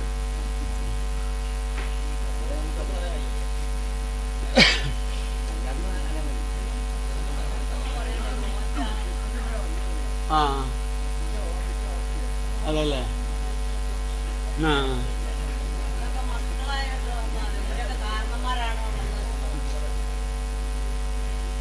കേതു ചണ്ടാള ദേവത എന്നല്ല. അപ്പൊ ഒരു അങ്ങനെയുള്ളതായിട്ടുള്ള വിഭാഗക്കാര് അധിവസിക്കുകയും അങ്ങനെയുള്ളതായിട്ടുള്ള ചില ദേവസാന്നിധ്യത്തിനെ അവരെ ആരാധിക്കുകയും പിന്നീട് ബാധയിലല്ലേ അന്നിപ്പോ ആചരണമൊന്നുമില്ല, അതിന്റെ ബാധ ഉപദ്രവം ഉണ്ട്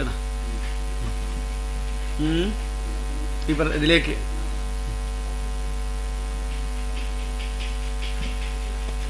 അത് ഒരു ഭാഗത്ത് ചിന്തിക്കേണ്ടതുണ്ട്. മറ്റേത് അന്യപൂജിത ഭഗവതി എന്ന് പറഞ്ഞുകൊണ്ട് ഈ കൊടുങ്ങല്ലൂരുമായി ബന്ധപ്പെട്ട ഭഗവതിയുടെ നമ്മൾ ആരാധിക്കുകയും നമ്മളെ പൂർവികന്മാർ അവിടെ കർമ്മം കൊടുത്ത് കൊടുങ്ങല്ലൂർ പോകുന്നതായിട്ടുള്ള പാരമ്പര്യവും നമ്മുടെ പൂർവ്വ കുലത്തിലുണ്ടാവണം.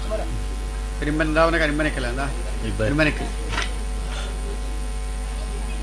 അതുമായി ബന്ധപ്പെട്ട ഒരു ഗുരുവിന്റെ സാന്നിധ്യവും അവിടെ ഉണ്ട്. എവിടെ ഈ കൊടുങ്ങല്ലൂർ ഭഗവതി ഉപാസിച്ച് കൊണ്ടുവന്നതായിട്ടുള്ള ഒരു കാരണം ഒരു ഗുരു മുത്തപ്പന്റെ സങ്കേതവും അവിടെ ഉണ്ടാവും. അവിടെ ഈ കിരാതമൂർത്തി തിരുവങ്കരിയാത്തണ്ണങ്ങളുള്ള ദേവന്മാരൊക്കെ ഉള്ളതായിട്ട് അറിയും.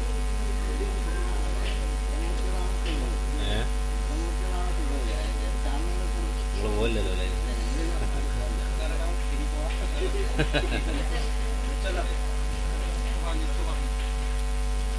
ഇപ്പൊ മുത്തപ്പന്റെ സാന്നിധ്യമുണ്ട്, ഭഗവതിയുടെ സാന്നിധ്യമുണ്ട്, പിന്നെ ഭൈരവനോ കുട്ടിച്ചാത്തനിങ്ങതായിട്ടുള്ള ചില മധ്യമ ദേവന്മാരൊക്കെ ബന്ധം ആ ഭൂമിക്കുണ്ട്. നമ്മള് പടിഞ്ഞാറാണ് ഒരു പുഴ, അല്ല ഒരു വയല് കഴിഞ്ഞ് തോട് കഴിഞ്ഞിട്ടുള്ള സ്ഥലം എന്നൊക്കെ പറഞ്ഞില്ല എന്നല്ലേ.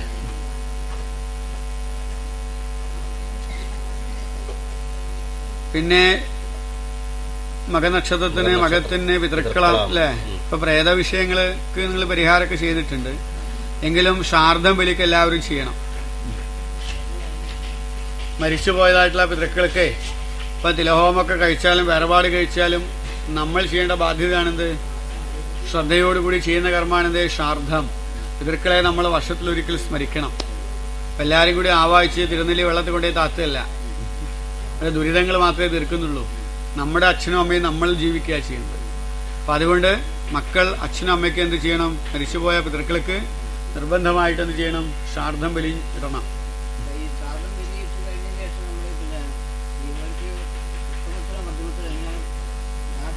ഓ, അത് വാവിന് മധ്യമത്തിൽ എല്ലാ പിതൃക്കൾ എന്നുള്ള നിലയ്ക്ക് നമ്മൾ വാവിന് മധ്യമത്തിൽ കൊടുക്കാം. കർക്കിടക വാവിന് കൊടുക്കൂലേ നമ്മള്, സംക്രാന്തിക്ക് കൊടുക്കൂലേ, അന്ന് എല്ലാവർക്കും കൂടി വേണ്ടിയിട്ട് മധ്യമത്തിൽ കൊടുക്കാം കേട്ടാ. അതാ പറഞ്ഞ കാരണവന്മാരെ എന്നുള്ള സങ്കല്പത്തിൽ എല്ലാവർക്കും കൂടി കൂടിയിട്ട് മധ്യമത്തിൽ കൊടുത്താൽ മതി. വ്യക്തിപരമായിട്ട് കൊടുക്കുമ്പോൾ അതിന്റെ ആവശ്യമില്ല. എന്റെ കാരണവന്മാരെ എന്നുള്ള സങ്കല്പത്തിൽ എല്ലാവരും കൂടി സന്തോഷിപ്പിക്കാതെ ചെയ്താണ്.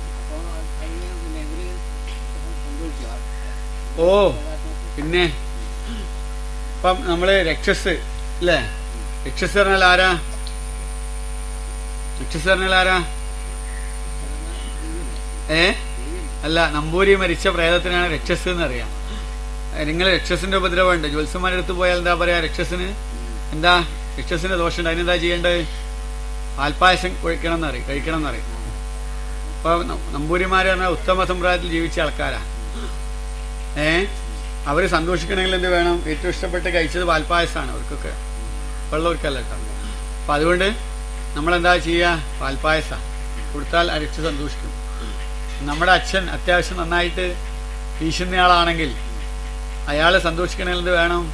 ഇളനീര് മൂടി വെട്ടിയിട്ട് കൊടുത്തിട്ട് കാര്യമില്ല, ഇക്കാവോ? അപ്പൊ നല്ല നാടൻ തന്നെ വേണം. അപ്പൊ അതാണ് നമ്മൾ എന്താണോ അവരെ സങ്കല്പം ചെയ്യുന്നത് അത് കൊടുക്കുക എന്നേ ഉള്ളൂ. ഇതിലൊക്കെ ശാസ്ത്രീയമുണ്ട്. മറ്റേ ശ്രാദ്ധം ബലിയൊക്കെ നമ്മൾ ചെയ്യണം, നമ്മൾ ഇഷ്ടപ്പെട്ട ഭക്ഷണം അവർക്ക് കൊടുക്കുന്നുള്ള സങ്കല്പമാണത്. അതൊരു തെറ്റുമല്ല. ആ ചെയ്യണം, ഓരോരുത്തർ ചെയ്യണം. അതിന്റെ തന്റെ അച്ഛനും അമ്മയ്ക്ക് മരിച്ചിട്ടുണ്ടെങ്കിൽ അവര് ചെയ്യണമല്ലോ.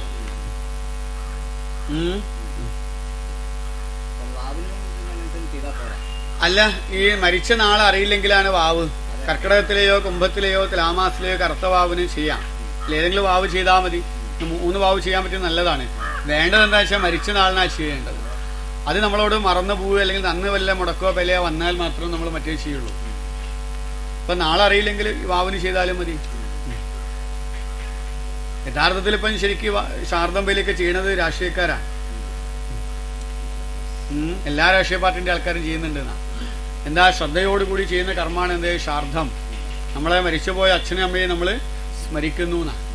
അപ്പൊ അന്നം കഴിച്ച് അന്നമയമായി ഭൗതികശരീരം നഷ്ടപ്പെട്ട അച്ഛനെ ഞാൻ അന്നത്തിൽ കൂടെ കാണുന്നു. അതാണ് ചോറുള്ള ഭൗതികശരീരമാണെന്ന് സങ്കല്പിച്ച് ആ അച്ഛന് വേണ്ടിയിട്ടാണ് നമ്മളവിടെ ക്രിയ ചെയ്യുന്നത്.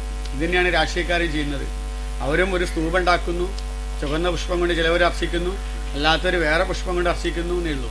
അവരും അല്ലേ തന്റെ അച്ഛനും അമ്മയ്ക്ക് ശ്രാദ്ധം ഇട്ടിട്ടില്ലെങ്കിലും അണികൾക്ക് വേണ്ടിയിട്ട് എന്തുണ്ട്? എല്ലാവരും ചെയ്യാറുണ്ട് അല്ലേ. എന്നാലും അവർ ചെയ്യുന്നുണ്ടല്ലോ. അത്ര പോലും അണികൾ ചെയ്യാറുണ്ടോ? നമ്മൾ അച്ഛനും അമ്മയ്ക്ക് നമ്മൾ ചെയ്യലുണ്ടോ? അണികള് നേതാക്കന്മാർക്ക് വേണ്ടി ചെയ്യല്ലേ? ഇതിനൊക്കെ നിഷേധിക്കുന്ന ആൾക്കാർ വരെ ഇത് ചെയ്യുന്നില്ലേ? ഒരു പ്രതീകമല്ലേ എന്ത്? ഒരു സ്തൂപമായാലും ഒരു ഫ്ലാഗ് ആയാലും അല്ലെങ്കിൽ മറ്റൊരു ഫോട്ടോ ആയാലും ഒക്കെ അത് തന്നെയല്ലേ. എല്ലാ വിഭാഗക്കാരും ചെയ്യുന്നില്ലേ? ഇപ്പൊ പുലർച്ചയ്ക്കൊക്കെ ചില ആൾക്കാർ കാണാൻ പോയിട്ട് ആ മരിച്ച സമയം ചെയ്യുന്നുണ്ട് അല്ലേ, ചില ദിവസങ്ങളൊക്കെ. ആ മരിച്ച സമയത്തിന് ഇതിനത്ര പ്രത്യേകത. അയാളെ മരിച്ച സമയത്തിന് പുലർച്ചയ്ക്കൊക്കെ പോയി ചെയ്യുന്ന ആൾക്കാരുണ്ട്. അപ്പോൾ അത്രയും പ്രാധാന്യത്തോടുകൂടി ചെയ്യുന്ന പറയുമ്പോൾ ശരിക്ക് ശ്രാദ്ധം തന്നെയാണത്, സ്മരണ തന്നെയാണത്. എന്നാൽ നമ്മളൊക്കെ ചെയ്യുമ്പോൾ ചെയ്യുന്നുമില്ല. അത് പാടില്ല. ഇപ്പൊ കർക്കിടക വാവിന് ഇപ്പൊ ഇഷ്ടം പോലെ ഉണ്ടല്ലോ, വാവ് ബലികളൊക്കെ ചെയ്യുന്ന ഇഷ്ടം പോലെ സ്ഥലമുണ്ട്. അവിടെ പോയി ചെയ്താലും മതി. ചിലവരെന്താ പറയാ, ഞങ്ങളെടുത്ത് വരും, എന്താ ഇപ്രാവശ്യം കാക്ക എടുത്തില്ല. ആർക്കാ കുറ്റം? കാക്കയ്ക്കാ. അതുകൊണ്ട് ഞങ്ങൾ കൊല്ലം ചെയ്തില്ല. ഇത് വല്ല ഞങ്ങളെടുത്ത് വരും, എന്തുകൊണ്ട് കാക്ക എടുത്തില്ല വെച്ചിട്ട്. കാക്ക എടുത്താലും എടുത്തില്ലെങ്കിൽ നമ്മൾ ചെയ്യേണ്ടതാണെന്ത്?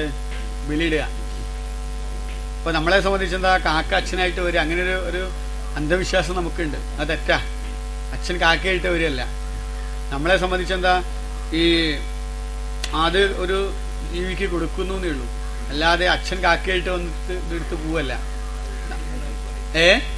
കുറുമ്പല്ല, ഒഴുകുന്ന വെള്ളത്തിലിട്ടാൽ മതി. മത്സ്യങ്ങൾ കഴിക്കുക, ഇല്ലെങ്കിൽ പശുക്കൾക്ക് കൊടുക്കുക. നമ്മളിതെന്താ, ഒഴുകുന്ന വെള്ളത്തിലോ മത്സ്യങ്ങൾക്ക് ഇട്ട് കൊടുത്താൽ മതി എന്നാ. അപ്പൊ നമ്മളൊക്കെ തീർത്ഥഘട്ടങ്ങളിലല്ലേ, ഇപ്പൊ എല്ലാം എവിടെയാ, പുഴേന്റെയും കടലിന്റെയും എടുത്താ ചെയ്യുന്നത്. അതൊക്കെ കാക്കയ്ക്കാണ് കൊടുക്കല്. എന്താ, അതെടുത്തിട്ട് മുങ്ങല്ലേ ചെയ്യുക വെള്ളത്തിൽ, അല്ലേ? തിരുനാവായ പോയാലും തിരുനെല്ലി പോയാലും രാമേശ്വരം പോയാലും മറ്റു സ്ഥലത്തൊക്കെ പോയാലും എന്താ, മത്സ്യങ്ങൾ കഴിച്ചാൽ മതി, അല്ലെങ്കിൽ ഒഴുകുന്ന വെള്ളത്തിലിട്ടാൽ മതി, അല്ലെങ്കിൽ പശുവിന് കൊടുക്കുക. പശു കഴിച്ചാലും കുഴപ്പമില്ല. അപ്പൊ അതുകൊണ്ട് അവരെടുത്തില്ല എന്ന് പറഞ്ഞിട്ട് നമ്മൾ ഇടാതിരിക്കരുത്. അങ്ങനെയുള്ളതായിട്ടുള്ള ചില ദോഷമുണ്ട്. ഇവിടെ ശാർദം ബലിയൊന്നും ചെയ്യാറില്ല. ചെയ്യുന്ന ആൾക്കാർ അപൂർവ. മകനക്ഷത്രം ഇപ്പൊ മരിച്ചാൽ തന്നെ ഇപ്പം 16 ദിവസം ദുഃഖാചരിക്കാൻ പറ്റാത്ത ആൾക്കാരല്ലേ ഇപ്പൊ നമ്മളൊക്കെ.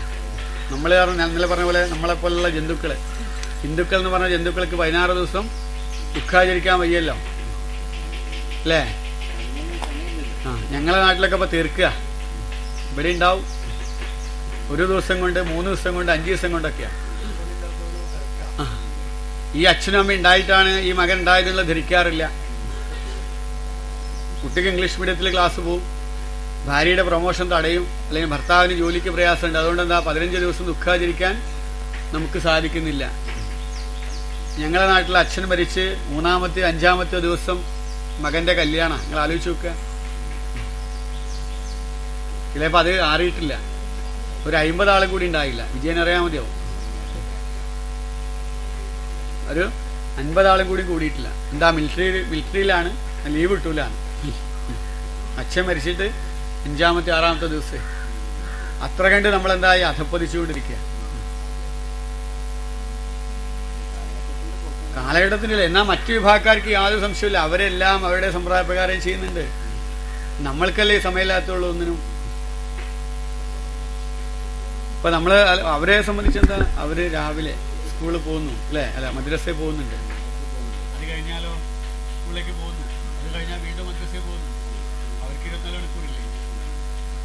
അപ്പൊ എല്ലാ വിഭാഗത്തിലും നമ്മൾക്ക് മാത്രം എന്താ, ഒന്നിനും സമയമില്ല. അപ്പൊ നമ്മൾ തന്നെയാണ് നമ്മളെ ഇതൊക്കെ ഉണ്ടാക്കുന്നത്, ഇല്ലാതെയാക്കുന്നതും. അപ്പൊ അത് നമ്മൾ നിർബന്ധമായിട്ട് എന്ത് ചെയ്യണം? പിന്നെ എങ്ങനെയുള്ള ആൾക്കാരോട് ചോദിക്കുക. അല്ല, അമ്പലത്തിൽ പോകണമെന്ന് വെച്ചാൽ അത് അമ്പലത്തിൽ പോകാൻ ഞങ്ങൾക്ക് 15 ദിവസം.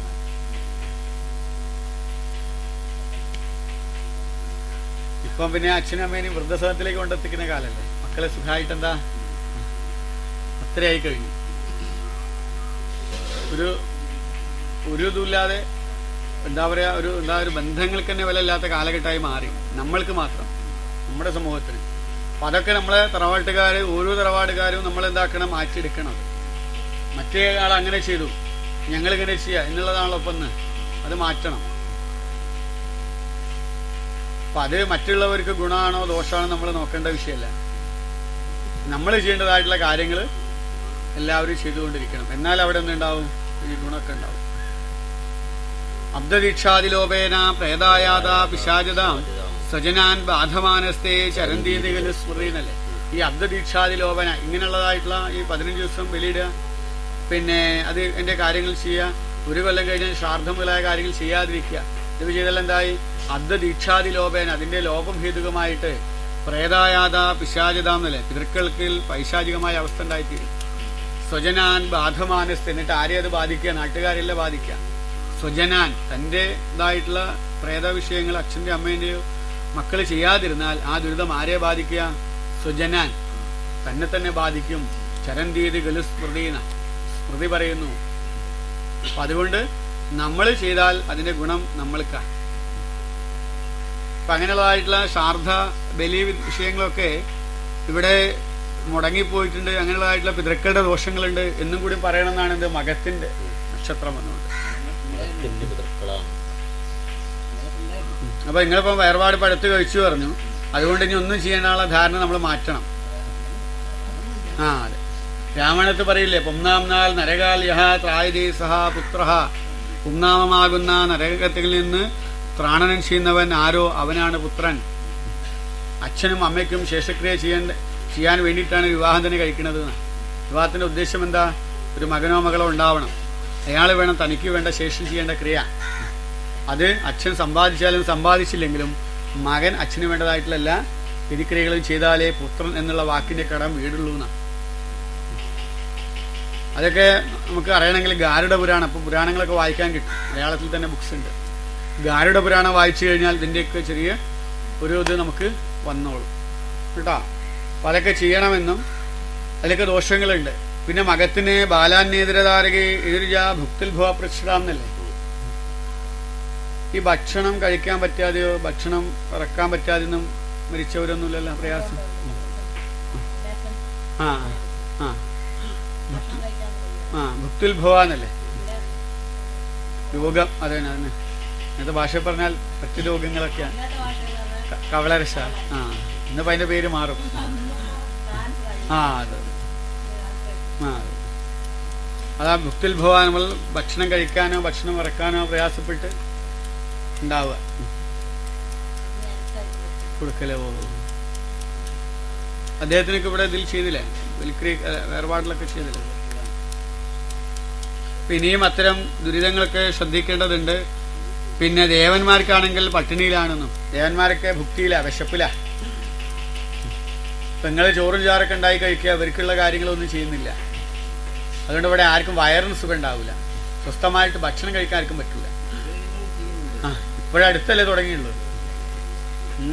അഥവാ നല്ലൊരു ഭക്ഷണം അല്ലെങ്കിൽ വിശേഷപ്പെട്ടതായിട്ടുള്ള ഭക്ഷണം ഉണ്ടാക്കുന്ന സമയത്ത് എന്തെങ്കിലും ഒരു മാനസിക പ്രയാസം ഉണ്ടാവും. വീടുകൾ നോക്കി അറിയാം. ഇപ്പോൾ എല്ലാവരും കൂടി സന്തോഷിച്ച് ഭക്ഷണം കഴിക്കേണ്ട സമയത്ത് എന്തെങ്കിലും ഒരു പ്രയാസം, അല്ലെ ഭക്ഷണത്തിൽ എന്തെങ്കിലും പ്രയാസം ഉണ്ടാവുക, അല്ലെങ്കിൽ മനസ്സമാധാനത്തിൽ കഴിക്കാൻ പറ്റാതിരിക്കുക, എന്തെങ്കിലും ഒരു ദുഃഖ പ്രയാസം ഉണ്ടാവും. അതൊക്കെ ഇവിടെ പരിഹരിച്ചാലേ അതൊക്കെ നേരെ ആവുള്ളൂ കേട്ടാ. ഇവരെ കൊതി പെങ്ങൾക്ക് കൂടുണ്ട്, ആരെ ഇവിടെ ഉള്ള ആൾക്കാരെ.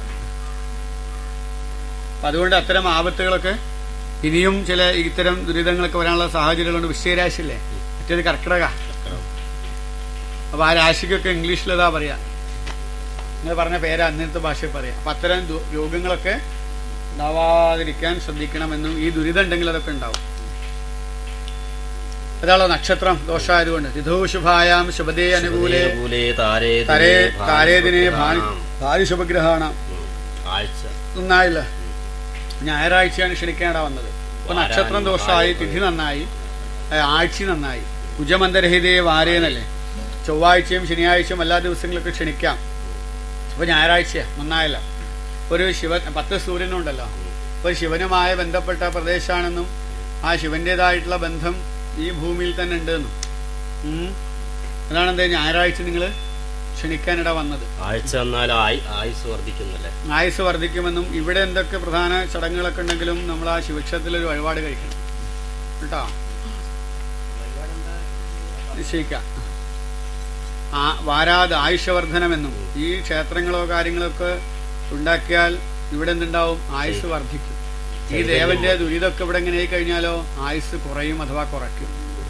അപ്പൊ നമ്മൾ കണ്ടല്ലോ, ഒന്നിലധികം ദുർമരണങ്ങളൊക്കെ ഉണ്ടായിട്ടുണ്ട്, ചില അപകടങ്ങൾ ഉണ്ടായിട്ടുണ്ട്. ഇനിയും നമ്മളിത് ശ്രദ്ധിച്ചില്ലെങ്കിൽ എന്താണ്, ഇനിയും ആപത്തുണ്ടാവും. ഇതൊക്കെ നേരേക്ക് കഴിഞ്ഞാലോ ആയുസ് വർദ്ധിക്കും. അപ്പോൾ ഞങ്ങളെ ഇതിൽ 60 65 വയസ്സ് ഉള്ള കാലമെങ്കിൽ ഈ ക്ഷേത്രത്തിന് നവീകരണ പ്രവർത്തനങ്ങളൊക്കെ നടത്തിക്കഴിഞ്ഞാൽ ഒരു ബോണസ് മാർക്ക് കിട്ടുന്ന 5 കൊല്ലധികം. പിന്നെ ആരൊക്കെയാണ് ഇതിന് വേണ്ടതായിട്ടുള്ള കാര്യങ്ങൾ ചെയ്യുന്നത്? ഇപ്പം ക്ഷേത്രം ഉണ്ടാക്കുമ്പോൾ അനവധി കാര്യങ്ങൾ വേണമല്ലോ. അതിന് കല്ല് വേണം, മരം വേണം, മറ്റുള്ള കട്ടില വേണം. അതൊക്കെ ഓരോരുത്തരുടെ വക അങ്ങ് ചെയ്ത് കഴിഞ്ഞാൽ ജാതപ്രകാരമുള്ള ബോണസ് മാർക്ക് എല്ലാതും കൂടി കുറച്ചും കൂടി കൂട്ടി കിട്ടുന്ന.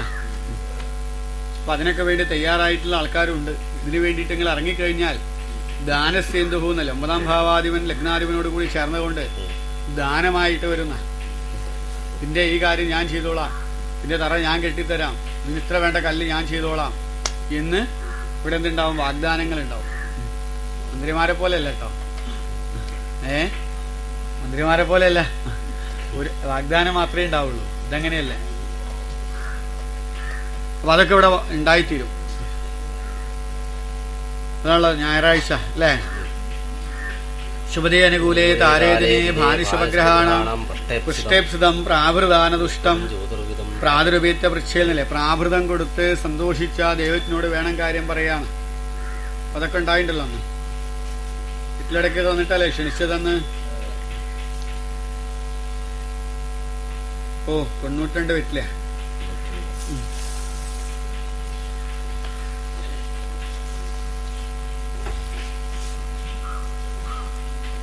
21 ബുധനല്ലേ? നന്നായല്ല. ധനദൗജ്ഞ ജീവോന്ന എന്ന് ബുധനാ ബാക്കി വന്ന ഗ്രഹം. ഈ ക്ഷേത്രത്തിന്റെ കാര്യത്തിൽ ഞങ്ങൾക്ക് എങ്ങനെയാ സാമ്പത്തികമായിട്ടൊക്കെ ഉണ്ടാവോ എന്ന് ചോദിച്ചാൽ, നിങ്ങൾ അന്ന് തന്ന വീട്ടിലെ ഫലം എന്താ? ധനദൗജ്ഞ ജീവോ, ധനം ഉണ്ടായിത്തീരുന്ന. ഈ പണമില്ല എന്ന് പറഞ്ഞുകൊണ്ട് ഈ ക്ഷേത്ര നിർമ്മാണങ്ങൾ നിങ്ങൾ എന്താക്കണ്ട, പതുക്കെ മെല്ലെ കൊണ്ടുപോകണ്ടാണ്. ഈ ഇവിടെയുള്ള അയ്യപ്പനെയും ഭഗവതിയും ഒക്കെ നിങ്ങൾ മനസ്സിൽ പ്രാർത്ഥിച്ചിറങ്ങിക്കഴിഞ്ഞാൽ ഇതിന് വേണ്ടതായിട്ടുള്ള സാമ്പത്തികമായ എല്ലാ ഗുണങ്ങളും ഉണ്ടായിത്തീരുമെന്നാണ് അന്ന് തന്ന 92 വീട്ടിലെ ഫലം. 12 കൊണ്ട് ഗുണിച്ച് 5 കൊണ്ട് പെരുക്കി 1 കൂട്ടി 7 ഹരിച്ചാൽ ബാക്കി വരെ 4. അപ്പൊ 1 വന്നാൽ സൂര്യൻ, 2 ചന്ദ്രൻ, 3 ചൊവ്വ, 4 ബുധന. അപ്പൊ ബുധൻ വന്നാൽ എന്താ? ധനദൗജ്ഞ ജീവോ, ധനം ഉണ്ടാവും. അപ്പൊ സാമ്പത്തികമായ വിഷയത്തിൽ നിങ്ങൾ പ്രയാസം ഉണ്ടാവില്ല. അതിന്റെ ആശ്രയനാഥനായിട്ടുള്ള ശുക്രൻ 11ാമത്തെ ഭാവത്തിൽ ബലവാനായി വരും ചെയ്തു. ഓ, അന്ന് ബുധൻ 11-ലല്ലേ? അന്ന് ബുധൻ 11-ലാണ്. താമ്പൂലാരൂഢത്തിൽ നിന്ന് അതിന്റെ അധിപൻ ശുക്രൻ 11-ൽ വരും. വീരാന്യതേനായല്ലോ.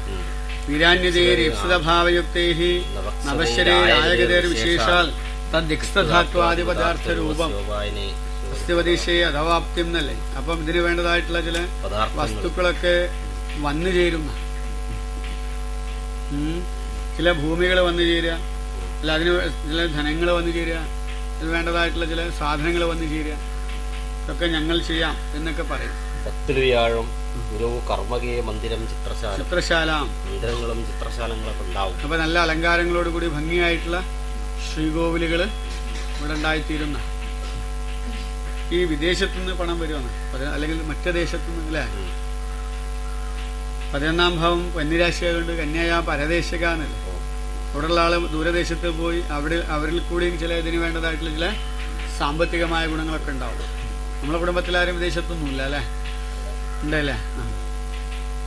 അവരിൽ നിന്നുണ്ടാവും, അല്ലാത്ത ആരോ മറ്റാരിൽ നിന്നും ഉണ്ടാവും. ഇതെല്ലാം ഗുണം തന്നെയാണ്. അതാണ് 92 വീട്ടിലെ ഫലം. പൃഷ്ടേപ്സിതം പ്രാഭൃതാണ് ദുഷ്ടം എന്നല്ല. അപ്പം പ്രാഭൃതം ഉണ്ട്. പ്രാഭൃതത്തോടു കൂടി ക്ഷണിച്ചത് കൊണ്ട് പിന്നെ ഒരു പൂജാ വിധിക്രമല്ലേ, ഒരു പൂജാവിധാനങ്ങളോട് കൂടിയ കാര്യങ്ങൾ ഇവിടെ നിർവഹിക്കാൻ സാധിക്കും. ചില ആൾക്കാരൊക്കെ കാണാൻ പോകുമ്പോൾ വെറും കൈയോടുകൂടി കാണാൻ പാടില്ല. റിക്തപാണെന്ന ദൃശ്യേത രാജാനം ദേവതം ഗുരും. റിക്തപാണി, ഒഴിഞ്ഞ കൈയോടുകൂടി രാജാവിനെ കാണാൻ പാടില്ല. രാജാവിനെ പണ്ട് കാണാൻ പോകുമ്പോൾ തിരുമുൽക്കാഴ്ച വെക്കണമെന്ന് പണ്ടൊക്കെ. ഇന്നിപ്പോ രാജാവിന്റെ സ്ഥാനത്ത് രാജ്യം ഭരിക്കുന്നവരാരാ? അതെ, മന്ത്രിമാര് MLA-മാരൊക്കെയാണ്. അപ്പൊ അവരെ കാണാൻ പോകുമ്പോഴെന്തെങ്കിലും കൊണ്ടേ കൊടുക്കണമെന്നാ പണ്ട് എഴുതി വെച്ചിട്ടുണ്ട്. ഇന്ന് വടക്കൻ വാതിൽ കൂടെ വലിയ ബാഗും കവറിലൊക്കെ കൊടുക്കണം, കിട്ടിയൊക്കെയായിട്ട് പോകണം കേട്ടോ. ഇന്ന് തിരുമുൽക്കാഴ്ച നേരിട്ടല്ല, എങ്ങനെയാ? വടക്കൻ വാതിൽ കൂടെ പാടില്ല. അതാണ് രക്തപാനം ദൃശ്യത രാജാനം. അതുകൊണ്ടാണ് ഒരിക്കലും ഒരിപ്പോഴും ചെയ്യുന്നത് അല്ലേ? ദേവതം അതേപോലെ തന്നെയാണ്. അമ്പലത്തിൽ പോകുമ്പോഴും അങ്ങനെ തന്നെ കാണിക്ക സമർപ്പിക്കണം. ഭണ്ഡാരം ചാർത്തിട്ട് വേണം എന്ത് ദേവനെ നമ്മൾ തൊഴാം. രക്തപാനം ദൃശ്യത രാജാനം ദേവതം ഗുരു. ഗുരുനാഥന്റെ അടുത്ത് പോകുമ്പോഴും അങ്ങനെ തന്നെ. നമ്മളെ ഗുരുനാഥൻ ആരാണെങ്കിൽ അവർക്ക് എന്തെങ്കിലുമൊക്കെ കൊടുക്കണം. അതെ അല്ലെ, പ്രാർത്ഥിച്ചിട്ട് നമ്മൾ കൈക്കൂലി എടുത്തിട്ട് കാര്യം. അതെ കേട്ടാ. അതെ, പ്രസാദം വാങ്ങൽ ദക്ഷിണ കൊടുത്ത് പ്രസാദം വാങ്ങണം. നൈമിത്തികം വിശേഷണ, അതേപോലെ തന്നെ ഗുരുനാഥന്റെ അടുത്ത് പോകുമ്പോഴും നമ്മള് ഗർഭിണികളെ കാണാൻ പോകുമ്പോഴും കുട്ടികളെ കാണാനുള്ള വീട്ടിലൊക്കെ പോകുമ്പോൾ എന്തെങ്കിലും കൊടുക്കുമല്ലോ. നൈമിത്തികം വിശേഷണ, എന്നാൽ വിശേഷിച്ചും ദേവച്ചന്മാരെ ജ്യോത്സ്യന്മാരെ കാണാൻ പോകുമ്പോൾ വിശേഷിച്ചും കൊണ്ടുപോകണം. എന്താ ഫലേന ഫലം ആദിശയിൽ, മറ്റുള്ളവരൊക്കെ വാങ്ങി വെക്കുള്ളൂ, ഇവരെന്താ കൊടുത്ത വസ്തുവെ കൊണ്ടൊരു ഫലം കൂടിയും പറയും. അതുകൊണ്ടാണ് എന്ത് പ്രാഭൃതാന ദുഷ്ടം ജ്യോതിർവിധം, പ്രാഭൃതം കൊടുത്ത് സന്തോഷിക്കപ്പെട്ട ദൈവത്തിനോട് വേണം കാര്യം പറയേണ്ടത്. അങ്ങനെ വരുമ്പോൾ ഒരു പൂജ്യ വിധിക്രമ, ഇപ്പൊ നല്ല ഗംഭീരമായ പൂജാവിധാനങ്ങളോടുകൂടി നടന്ന സങ്കേതമാണെന്നും കുറെ കാലം ജീർണിച്ചുവെന്നും ഇനിയും അതേപോലുള്ളതായിട്ടുള്ള പൂജാവിധാനങ്ങളോടുകൂടി ഇവിടെ ഭംഗിയായി നടക്കുമെന്നും പറയണം.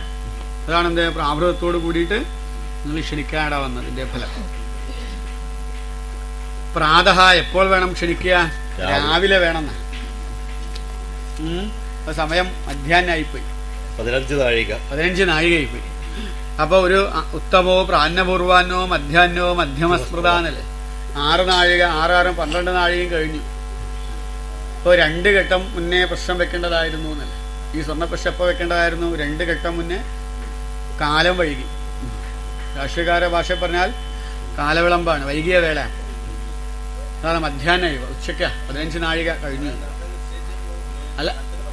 അല്ല അത് എന്താണെങ്കിലും അതാ പറഞ്ഞത്, നമ്മള് ദൈവത്തിന്റെ അടുത്ത് എത്തുമ്പോഴുള്ള സമയമായതുകൊണ്ട് ഇത് 1-2 ഘട്ടങ്ങൾക്ക് മുന്നേ ശ്രമം നടത്തി അത് ഇന്നലെ പറഞ്ഞ പരാജയപ്പെട്ടതാണെന്നും ഒരു 3-ാമത്തെ ഘട്ടമാണ് ഇപ്പോഴും. അമ്പലം പണി അതിന്റെ കാര്യത്തിന് വേണ്ടി 1-2 ശ്രമം നടത്തി നമ്മൾ എന്താവുക, അത് പരാജയപ്പെട്ടു. ഇപ്പോൾ ഒരു സമയം നടക്കുകയാണ്, പക്ഷെ എന്തായിപ്പോണ്ട് കുറച്ച് വൈകിപ്പോയിട്ടുണ്ട്. എന്നാലും എന്താ ഇപ്പം നമ്മൾ ആരംഭിച്ചാൽ ദുരിതങ്ങളൊക്കെ പരിഹാരം ചെയ്തു കഴിഞ്ഞാൽ നമുക്ക് എന്താവാം, സമയമാണ്. എന്താ പണ്ടൊരാൾ പറഞ്ഞു ഉറയുമ്പോൾ വേണം വെട്ടുകാരനല്ലേ, ഇപ്പൊ നടക്കുന്ന സമയമാണ്. പക്ഷെ കുറച്ച് വൈകിട്ടുണ്ട്, കാലവിളമ്പം വന്നിട്ടുണ്ട്. അത് നമ്മുടെ പ്രവർത്തനങ്ങളിലേക്ക് അത് ബാധിക്കാതിരിക്കാൻ ശ്രദ്ധിക്കണം. ഇത്ര കാലത്തിനുള്ളിൽ നമ്മൾ ചെയ്തോളാം എന്നുള്ളൊരു വാക്കൊക്കെ ദേവനോട് പറയുകയും അപ്പൊ അതിന്റെ ഉള്ളിൽ തന്നെ നമ്മൾ എന്താക്കണത്, ചെയ്ത് തീർക്കണം. ഇപ്പൊ നമ്മൾ വാക്ക് പറയുമ്പോൾ 3 കൊല്ലം 5 കൊല്ലത്തിനൊക്കെ കാലപരിധി പറയണം. 1 കൊല്ലം കൊണ്ട് ചെയ്യാൻ സാധിക്കാലും, കാരണം പ്രതിജ്ഞ ചെയ്യുന്ന ഇപ്പൊ തന്ത്രിയും നിങ്ങളും കൂടിയിട്ട് ദേവനോട് പറയുക ചെയ്യാം, ഇത്ര കൊല്ലത്തിന്റെ ഉള്ളിൽ ഞങ്ങൾ ക്ഷേത്രം ഉണ്ടാക്കി പ്രതിഷ്ഠിച്ചോളാം എന്നുള്ള സത്യവാക്ക. നമ്മൾ മന്ത്രിമാരൊക്കെ ചെല്ലുമ്പോൾ സത്യപ്രതിജ്ഞ, അത് തെറ്റിക്കാൻ പാടില്ല. അത് പറയുമ്പോൾ കുറച്ച് നീട്ടി പറയണം. 3-5 കൊല്ലത്തിന്റെ ഗ്യാപ്പ് പറഞ്ഞാൽ മതി. എന്നാൽ നിങ്ങൾക്ക് 1 കൊല്ലത്തിനുള്ളിൽ ചെയ്താൽ അബദ്ധം വരില്ല. പക്ഷെ ഇത് ഉണ്ടല്ലോ എന്ന് പറഞ്ഞാൽ നമ്മൾ നീട്ടാനും പാടില്ല. അപ്പൊ അങ്ങനെയൊക്കെ എന്തെങ്കിലും പ്രശ്നങ്ങളായിട്ട് ഒരു കാലവിളമ്പ 15 നാഴിക നിങ്ങൾ വരാൻ നേരത്തെ വന്നിട്ടുണ്ട് പോലും, പക്ഷെ എന്തായിപ്പോയി, അതീതമായില്ലേ, സമയം തെറ്റിപ്പോയിട്ടുണ്ട്. അപ്പൊ അതുകൊണ്ട് നമ്മൾക്ക് ഈ ദുരിതങ്ങളൊക്കെ ഒന്ന് പരിഹരിച്ച് വേഗം ഇറങ്ങി ചെയ്തു കഴിഞ്ഞാൽ നേരെയാവും. 1-2 ഘട്ടത്തിൽ കുറച്ച് തടസ്സം വന്നതുകൊണ്ട് അല്ലേ. അല്ലെങ്കിൽ നാടികാഫലം എന്താണ്? നാടികാഫലം നിർഗമ. അപ്പൊ 15 നാഴിക 5 നാഴികയെ 4 കൊണ്ട് ഗുണിച്ച് 7 ഹരിച്ചാല് മൃതി വിഭ്രമ കലഹ സൗഖ്യ നിർഗമ സകലത്ര ബന്ധനം. അപ്പൊ ഇവിടെ വന്ന് നിർഗമം എന്നുള്ള നാടിക പുറപ്പാടാ. നന്നായിട്ടല്ല, ഈ ക്ഷേത്രകാര്യങ്ങളും ഇതിന്റെയൊക്കെ കാര്യത്തിൽ നിങ്ങൾക്ക് പുറപ്പെടാം. അതാ പറഞ്ഞപ്പോ പറ്റിയ സമയമാണ്. ഈ ഒരു കൂട്ടായ്മ നമ്മൾ നിലനിർത്തിക്കൊണ്ട് ഇത് വേണം മുന്നോട്ട് പോകണം കേട്ടോ. അപ്പൊ നേരത്തെ കാണിക്കാ സമർപ്പണം പറഞ്ഞ പോലെ നമ്മൾ രാവിലെ ഉരുളി വെച്ചിട്ടൊക്കെ ഉണ്ട്. അപ്പൊ അതില് ബാക്കിയുള്ളവർക്കൊക്കെ എന്തിടാം, കൊണ്ടുവന്ന ആൾക്കാർക്കൊക്കെ ഇടാം പുഷ്പത്തിന്റെ മുന്നേ. ഇപ്പൊ ചായയൊക്കെ കഴിച്ചു എല്ലാരും? എന്നാ അപ്പൊ അതിനുള്ള സമയം ആയിക്കോട്ടെ അല്ലേ. അപ്പൊ അതിന്റെ മുന്നേ ബാക്കിയുള്ള